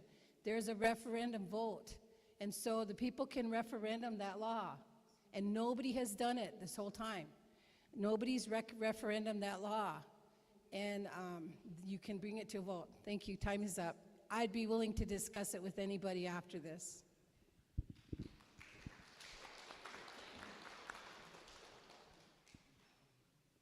So in 2015, July of 2015, the meth banishment was enacted on the Cheyenne River Sioux Tribe. July of 2015. Not knowing the people, the circumstances of what would happen in 2015, I would have never have imagined. So nothing to take this personal, but we started kicking our people off in 2015. You give them 5 years after their jail sentence to apply to come home. Why are we throwing our people away? Why are we not using our local law enforcement building, which is accessible to hold 65 federal inmates on that level? Why? Why can't we hold them home? Start there. If you're gonna sit in jail for your meth, you know, there's those laws, there's 5 years, 10 years. So why don't we hold them at home and start with the resources that we have here on the reservation and take it inside that jail? Start helping them there. A prison sentence federally, yeah, but we have the right to make our own laws here. We have people who are banished, relatives, cousins, aunties, uncles, you know, the list can go on and on. But what are we doing to help them from afar? Nothing. Our people lack hope, so why are we instilling fear and anger and resentment instead of offering our people hope and healing? That's what I don't get. And the banishment, you know, if we're gonna banish one person, we gotta go back to our Lakota ways again. When you hurt someone, you hurt a family, you hurt a child, you hurt anybody, you're banished, is from what I was taught and told. But we do it to one group, what is that saying for the other people? We have to start with the resources we have here and now. Autism rate, 200% increase in the last 10 years due to meth. So I don't sit well with the banishment. I feel that we need to help heal our people first and foremost, but yet hold them accountable for what they've done. Hold them accountable on our tribal level, which we should be able to do. Thank you.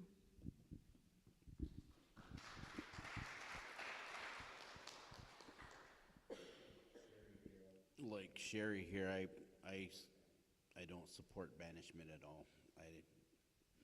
There's other ways of dealing with that.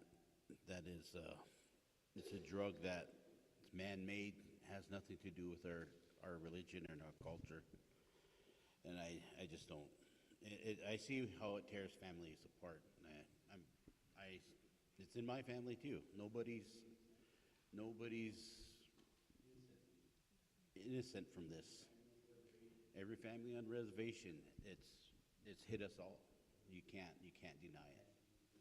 But banishing them and not finding the cause, well, where did they get it from? Who did they buy it? Who brought it in? Find them people, banish them people. they just make our people sick, and when they're sick, it's the kids that suffer in the long run. And then they talk about generational PTSD. That's what they get in some form. I was telling my family, I said, PTSD goes clear back generations. You can go 300, 400 years. We've grown through that. We've adapted to that, to now. I said, some of us are cold to it.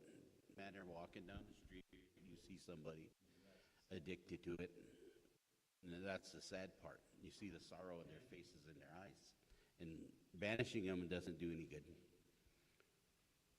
Thank you.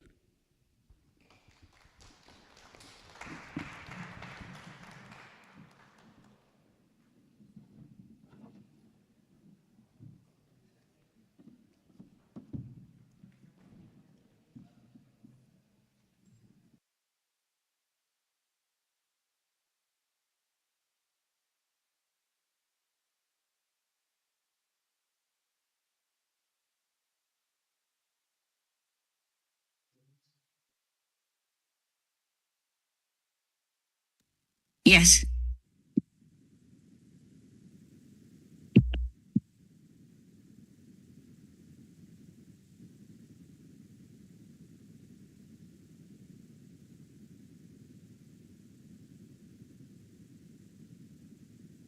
Okay. The question is about whether or not Carl sent me this, so I appreciate that. I was able to see it in writing. That do you think banishment should continue? Why or why not?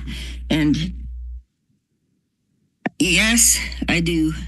And I don't, I guess.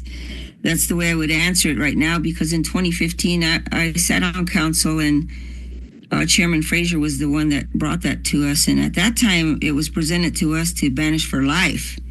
And so we negotiated that, and we did. We asked for the experts to come in and to give us the breakdown of what this drug does, and it has affected our people. It's devastating, especially to our children. And I'm glad that one of the candidates brought that up, that, you know, you look at the rate of autism, the rate of a long time ago, they used to call it fetal alcohol syndrome and fetal alcohol effects, those kind of things like that. You know, those are going to be our adults. And we don't have the resources for them at this time. We won't be able to keep up with it. And that's what is hurting our nation, is that we have to look at our generations that are coming. And yes, banishment does need a review and amendments here and there. I believe that. I'm willing to sit down at the table and work that through. I've heard some success stories too. I went down to one of the communities, a smaller community, and one of the moms, she appreciated it because her child, all that the individual did was sleep all day, take their money, take the children's money, leave the kids, no food. And then now that individual was convicted, served their time living off the reservation, actually got a job, got an apartment, got their children back. I mean, it works in some instances, but I know that it doesn't in most. So there is a way that we can help them. There's always a way to recovery. And the important thing too is that we have to build the resources for these members that are suffering from this devastating demon of addiction. And a part of that is getting our substance abuse programs more funding, more people, and our transitional living centers open. And so that way we can house our people and they have a controlled environment. It's hard. It is hard for them to overcome this addiction. And you're right, it takes almost 5 years for them to actually get over it. But we have an opportunity here to make things better. We've learned through the many years that we've gone through it so far, 2015, now it's 2024. We can look at those things, those obstacles that have been in place that have created a lot of barriers for our people. So we can come up with some other things. I know that we've got some licensed addiction counselors that know about policy, know about regulation, know about how treatment runs, but we also need to talk about recovery where we can use our Lakota ways, our cultures, our traditions. And you look at Medicaid funding, those kind of things can happen because we're limited on our resources to meet those needs. So we really need to help the human being. We need to help them overcome this. And we talk about all those things, economic development, housing, houselessness, those things. It's all because, our people are hurting and we have to think about the children. So yes, I'm willing to sit down and do the work to help our people get better and to help them come home. I mean, that's what we're here for. And we're here for our people. Thank you.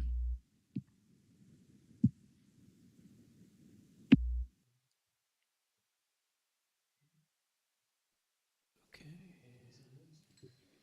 Thank you, Ms. In the Woods. So, Fran, do you have something to say? Thank you, everybody. Wopila Tonka. I am so impressed by the quality of the answers that our candidates gave this evening, and it gives me great hope for the future of the people and the work that council will be able to do in the coming years and decades. I have a couple of points of business I want to cover with everybody, and then we want to do a few questions from the floor. We've been here an hour and a half. I think we can probably go for another 15, 20 minutes if people are up for that. Am I good?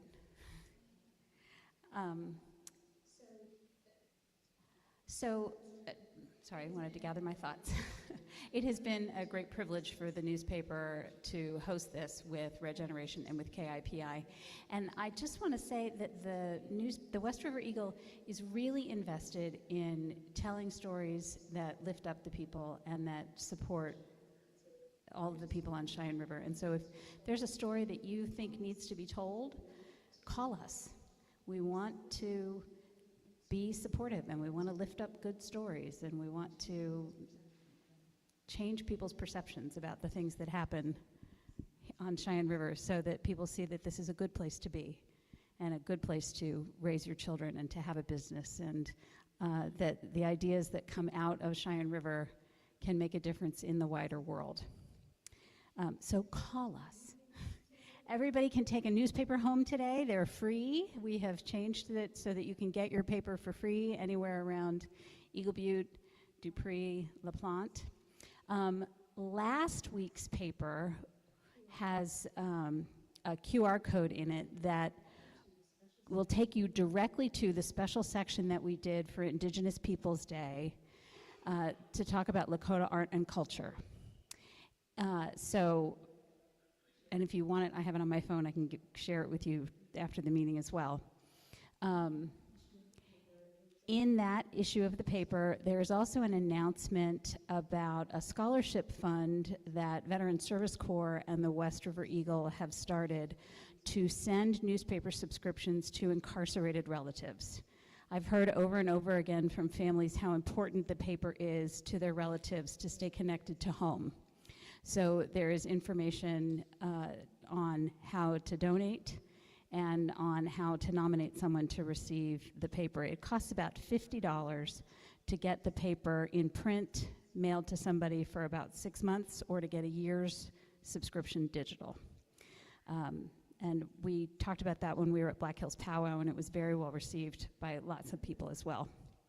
When we were at Black Hills Powwow last weekend, we wore these great shirts that Ryan Moran at Our Circle Conceptions made for us, and I want to say thank you to him and give a shout out to a local reservation business. And if afterwards folks would like to stay, I'd love to get a picture for the paper. The report on this meeting will not be in the paper that comes out tomorrow, because we've already sent that to print. It'll be in the paper that comes out the following week. So, Carl, do you want to moderate some questions from the floor?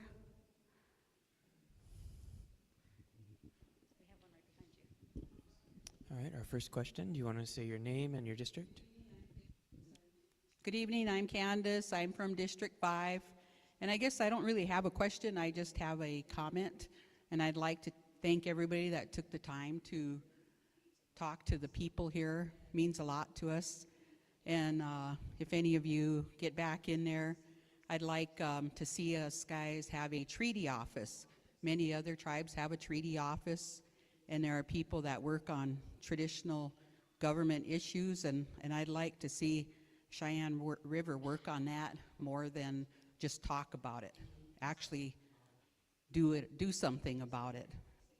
It's easy to stand here and say, you know, we support the language, but very few use the language in their daily conversation. So my dad, he was a fluent speaker, and unfortunately I am not, but I support all of our traditional government issues, and I think that we need to support our traditional people, our grassroots people, before everything is lost, because we're all so like colonized here on the reservation. Cheyenne River Sioux Tribe, that's a colonized. We're not Sioux, we're Lakota.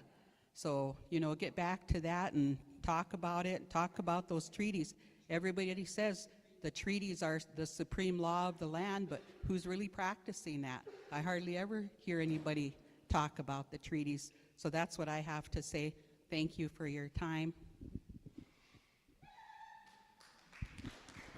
Do we have another question? If you'd say your name and your district for the people online and here in person. Homitakepi. Umphawa stewi imacha. Na pijitra wakpailwati. Na District 1 umfapi. The pijitra wakpail uyankaki.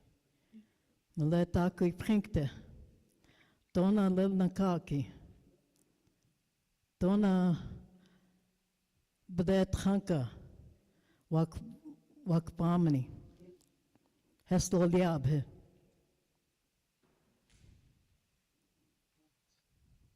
No answer.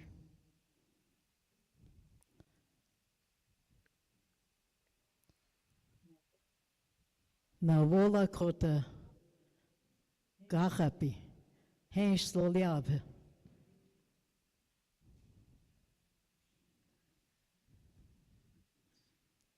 No answer.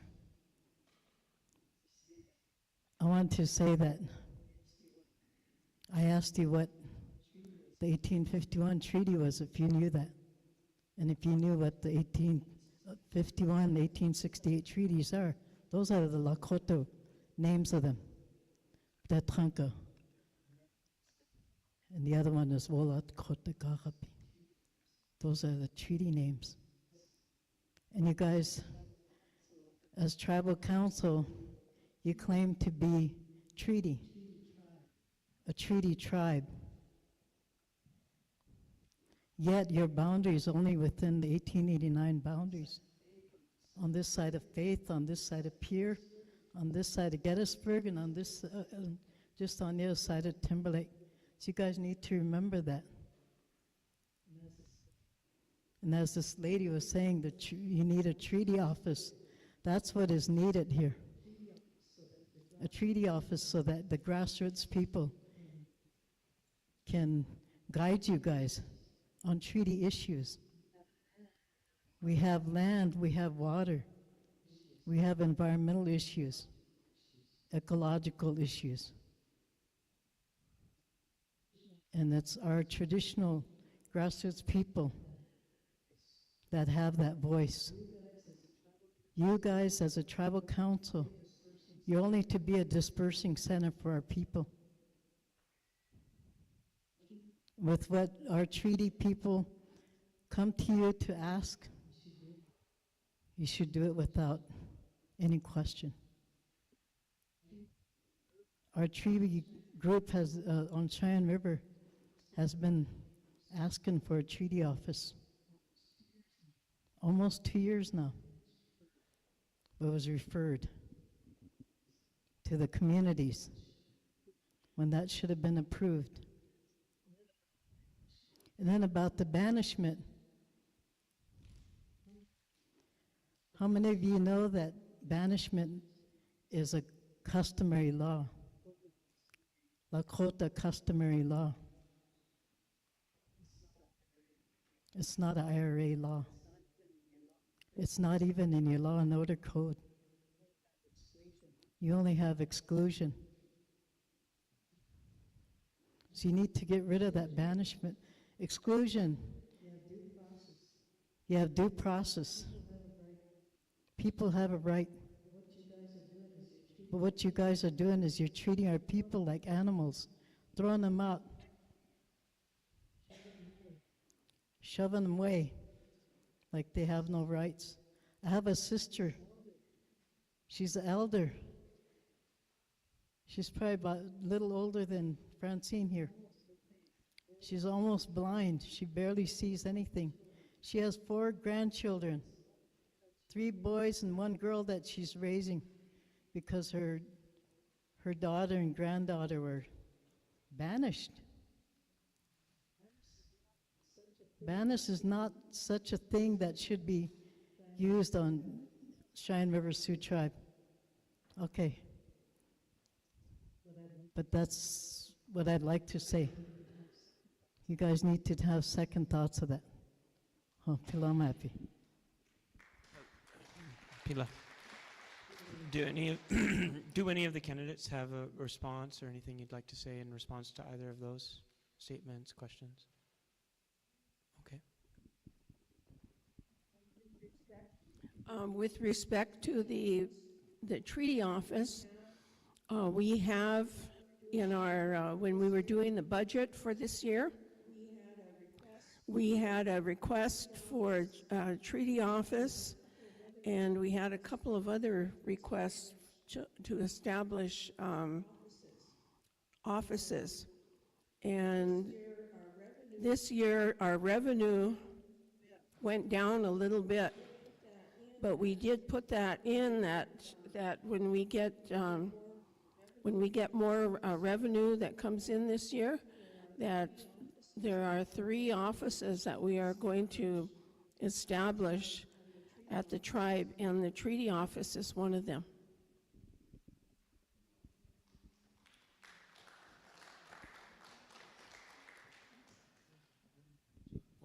What are the other 2 offices that are going to be established? Oh, cool. We have a question over here. I don't know if it's so much of a question, but by observation, I've been advocating since the law was established in 2015. I sat at the table with quite a few people when they wrote the law, and they took out some of the language that was really harsh on our tribal members at that time for the banishment law. And since the banishment law, I've been observing and evaluating the law itself. And all of the amendments that have been changed with this law haven't been published to the public. And I know that they had changed the law somewhere in there where the language said to be banished and disenrolled for life. And when I heard that, I wrote up a 5-page recommendation on multiple recommendations for this law to be looked at, because they started also welcoming back people to visit for memorials, for funerals, without any regulations and monitoring system in place, and without notifying the public if these individuals had been rehabilitated. And so I was thinking along the way that they would have a full documentation, like their own file of rehabilitation, to be proven to the people, or a apology letter should it be written to our constituents of the Cheyenne River Sioux Tribe. And I think that we need to educate our people on the banishment law, because I hear the language that individuals are using, and they're using addiction in conflict with banishment. Because we're not talking about addiction, we're talking about distribution of drugs. There's 2 different levels and parallels to that conversation. And I think that we should sit down and talk about it, because before the decision is made, I myself am a recovering drug addict to methamphetamine. And I know that what it takes to get into recovery. And I know that there are so many steps that need to happen in order to get into recovery, and the effects and impacts it has on our people, and how it has affected our children and our families and destroyed our community. And we lost some lives because of it. And so I know that the law has to be looked at. We have to evaluate the effectiveness of it, and if it's actually helping our people or hurting our people. And I'm willing, and I've been saying this for many years now, and there's a lot of people in this room that know that I've asked for recommendations, and I asked for a task force, and I asked to sit down with our tribal leadership so that we can work on changing some laws to help our relatives, to understand the concept and the dynamics of addiction versus distribution. And I do believe that it's time for change, and I would like to put my faith in each and every one of you that are running for council and those that are sitting on council now, that if we can put our minds together and help our relatives and sit down and come up with a positive solution and a positive outcome for those 57 individuals and those on the waiting list, so that we can serve our people in a Lakota way that's going to help them. I've evaluated and traveled among all the reservations when Fraser put the law into place with the Attorney General and an attorney at the time. We visited all the reservations, and only one didn't pass the law, and that was Yankton Sioux Tribe. Sisseton passed a law, but they passed it with tiers in place. And I recommended those tiers to be enforced, and I had that in my recommendations as well. But I do believe that, there's time for change, and there's time for sitting down and talking and listening to our constituents and our people and the concerns that they have, but taking them very seriously. Because people have come to the table and asked many times for change. We've gone to the proper chain of commands, we've gone to the court, we've gone to law and order, we've gone to council, and we've submitted all these changes in writing. But I also think that it's time that our voices are heard by our council representatives. So I have faith and I believe in each one of you that are running. And I also forgot to mention that there's also Bart Ward that's running also for district. And so I wanted to mention his name because I mentioned everybody else's. But thank you for your time, and I would like to have you consider that if you get elected into the next leadership. Thank you.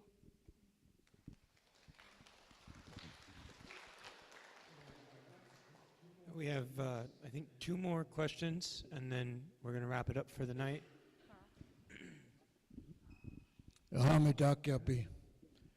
Emmanuel Red Bear Machapelo. We need more of these candidate forums to happen. For too long, we've been sitting idle. For too long, some of you have been in council that haven't done anything to improve our people on here in our Cheyenne River. There needs to be a time limit on how many years you can serve. There's people out there that talk every day about making a change, and nothing has changed yet. The only change that we made is for the worse. You want to talk about banishment in Lakota way, they are banishment. The Lakota way is very harsh. If you're going to live in a traditional way, it's very harsh. They have a Wakichunze society that banishes people for even abusing their spouse. To be on the elements for a whole year.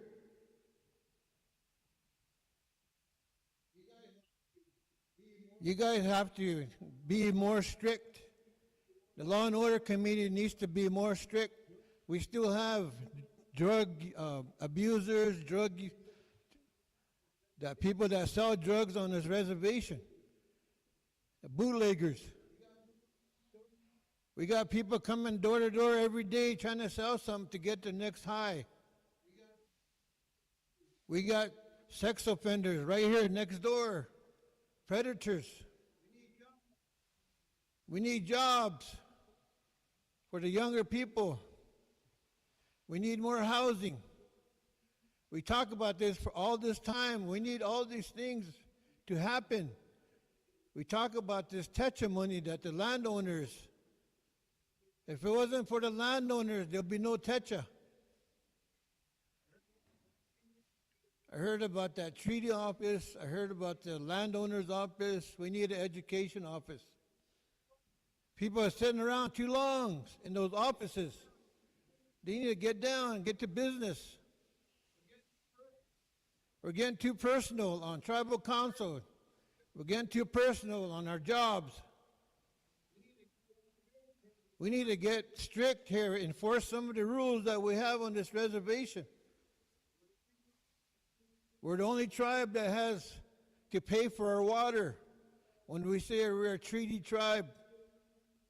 All the other tribes don't have to pay for their water.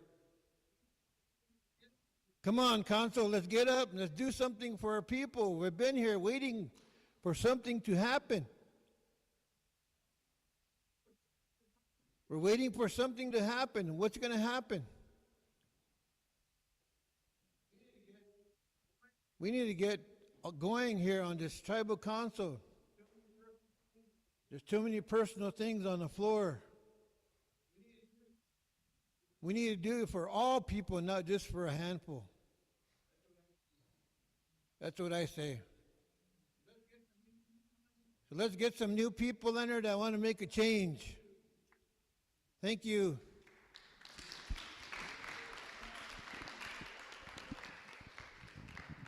We have our final question, if you'd say your name and your district. Closing? Okay. So we're going to do closing words. I'm sorry, but I've been door to door all day, and I have a few more things to get done. And I just found out about this morning, this forum. The next time I'd like to ask if I could be given like at least a week notice, so I have time to, this so close to election, because this is like really close. So I apologize, but I'm going to have to leave. But is this closing time for me to give my closing statement? Okay. So I've had many opportunities to visit with members in their homes, on the phone, and in passing. And I know the challenges that we face to make a living today, to raise a family while trying to build a better future for our children. I've always had faith in working towards the common good with everyone. We're not going to always agree on everything, but I've lived and worked alongside many of you in the community and those people the people that I have had an opportunity to visit with. And I still believe that working together and sharing our ideas can make a difference. I'll continue to be the voice of the people. I will continue to serve my District 4, and I will vote for my District 4 as I always have. And I will continue to be fair. I will continue to be honest. I will continue to work hard, and I will continue to be compassionate. I'll continue to work with my colleagues in Tribal Council, because when you get into council, you have to remember there's 14 other council reps, and they all have different personalities, they all have different ideas on how they want to change the world, and you have to find a common ground. And sometimes to get the smallest thing accomplished may take many, many years. But I will continue to follow the 7 values. Fortitude, and I ask forgiveness of my elders if I get this wrong, but I've been practicing. Wawanchitanka, generosity, wacha to, I think it's Znaka, generosity, wotakuye, kinship, wochekia, prayer, wahola, respect, waksape, wisdom, and wawunshila, compassion. Please forgive me if I get it wrong, but I'm thankful for the opportunity to serve. And my motto has always been those that can, should. And I've been given a wonderful opportunity. I have never taken anything for myself from the tribe. I have never embezzled anything from the tribe. And I've always worked to serve the people of District 4 as well as the whole reservation. And I'm excited at seeing the candidates and hearing and listening to them. And that's the cool thing about our tribe, is that we can all agree to disagree, but we have one common goal, and that's to make our people and our reservation better. And thank you.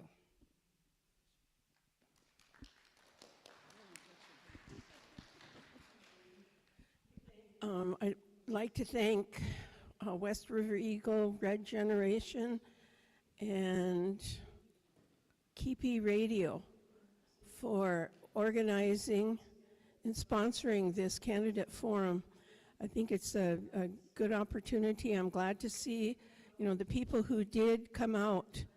A lot of times, one of the things that I see a lot in our people is apathy. When we go to district meetings, there's not very many people that show up.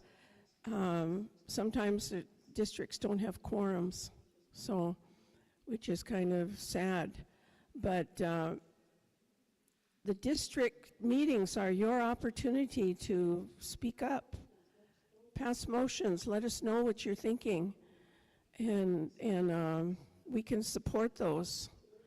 And I enjoy working with the people this past year and a half that I've been on council, and I thank you for the opportunity and look forward to doing whatever it is I can do for my people.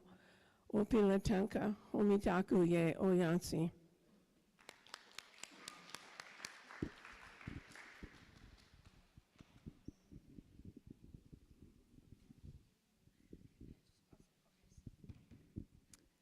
Okay.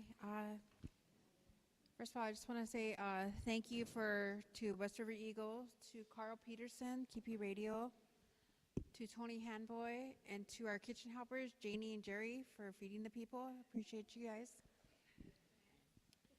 And Fran, thank you. So I appreciate having this. This is my first panel ever, and I was pretty nervous about it, but I hope I did a good job, and I hope I, get some support. I also just want to appreciate the people that come out today and the ones that are going to vote. I just want to thank my running candidates.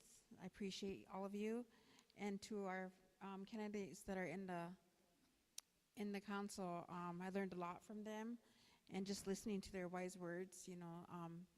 I thank them. So I'm just looking for support to vote me in as your District 5 Council representative. I will lead our district members and the community with motivation to make positive and changes. I'll be resourceful, willing to listen, and show compassion to our people. I want to be a strong voice for our people and work hard and with integrity, so I'm asking for your support in the general election. Wopila.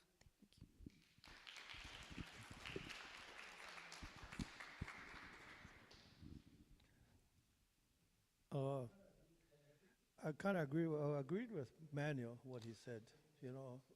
We need changes, and then we need some term limits. I want to ask all those questions at council, There's stuff that I want to ask, and like a lot of the stuff that the council already knew, these guys, Sharon and the others know what kind of laws they passed at councils.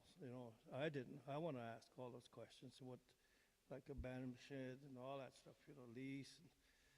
And we don't have no district meetings at Red Scaffold, District 2. All these years, we don't know nothing. Why? Of course, he doesn't make reports, council reports. And, time for change. We at District 2 used to have a pretty good voice in everything, Na wopila tanka na ma kopta la kote wakala kachia es iha hunko aka khni goktisn ses la kote waki either was la kote waka khni la kote wakala kaki. Now I was going to do toka meeting want to start himu hejas wala kick test lilo tokachni rock the snitch which I didn't want to say anything. Oh ha well pilama apolo ana guptamen and toda district 2 na kaveches we chacha chachi yok back about this doxa upelat khala.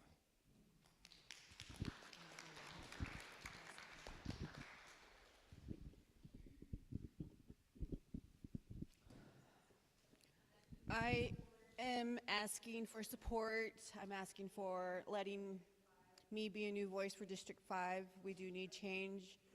We need structure.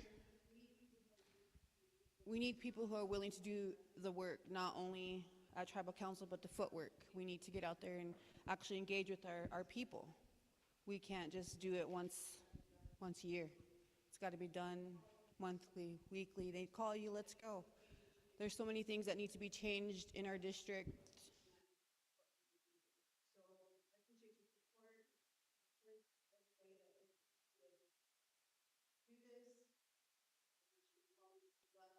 Colleagues, good luck, the best of it.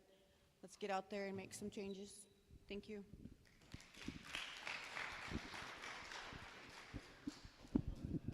Yeah, I'll ask the voters of District 3 to go out and vote and pick the best individual you think that's going to lead you in the future. And it's up to everybody. We all want to do our part, and hopefully the best man gets in.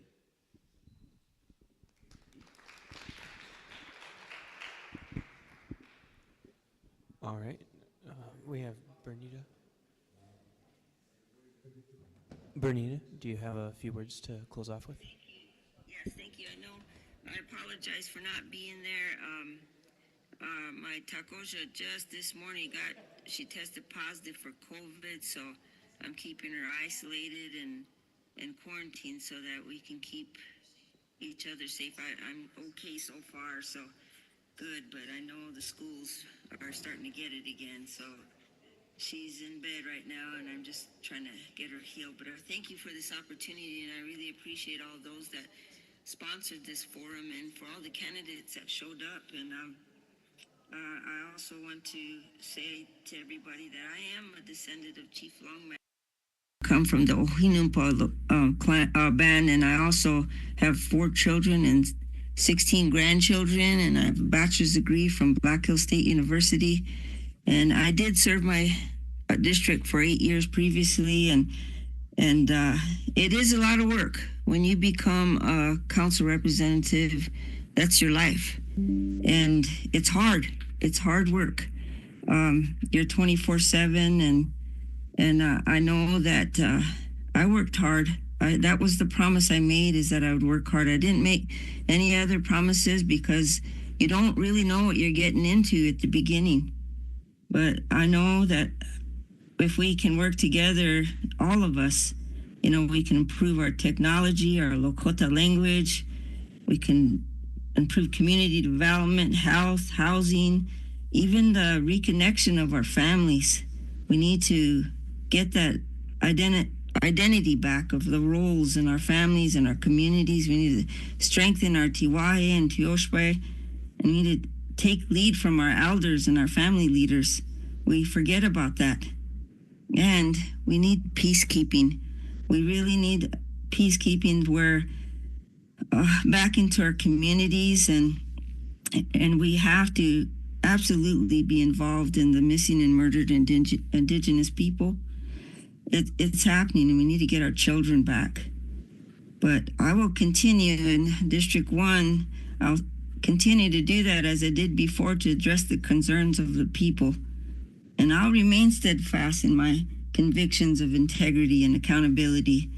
And I'll protect the rights of our people, the equal opportunity, due process, and uphold our Constitution. And I'll continue to fight corporate threats to our land and our clean water. Because as we know, mini wichoni, water is life, and we got to make sure that we have that.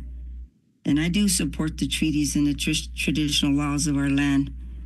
And I don't have a range unit or a farm pasture, but I know the importance of supporting that as well. I know we talk about that all the time, but if you new ones get in there, you're going to see that, there is a lot of understanding to the work that goes into it. Sometimes they're successful, sometimes they're not, but we have to be able to improve that because the work they do, the revenue they bring in, it helps our people. So we really need to work hard on understanding that and teaching our people about that. But I will continue to be a strong voice for District 1 and for Tribal Council altogether because I've been out there. I've been able to speak to federal agencies and negotiate there at the federal level, state level, and we all know that health has always been a political tool. So I want to thank you again for providing all this, and to Fran and to Carl. You guys have done a good job. And thank you to everyone there. Opila Tonka.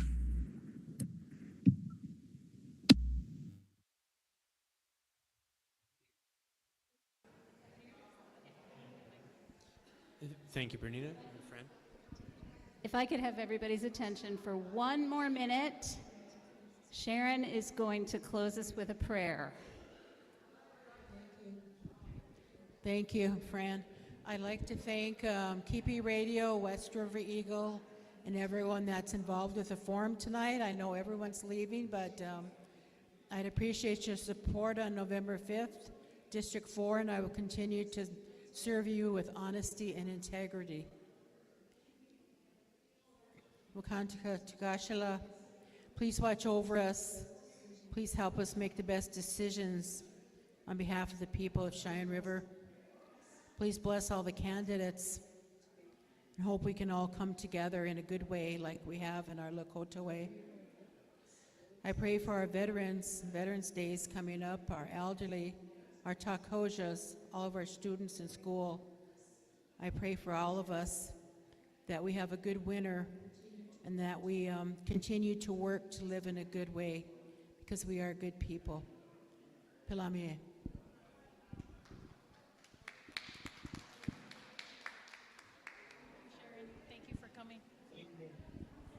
Thank you, everyone, for coming. Reminder, polls will be open November 5th, 7 a.m. to 7 p.m. You can absentee vote now at the Tribal Secretary's office.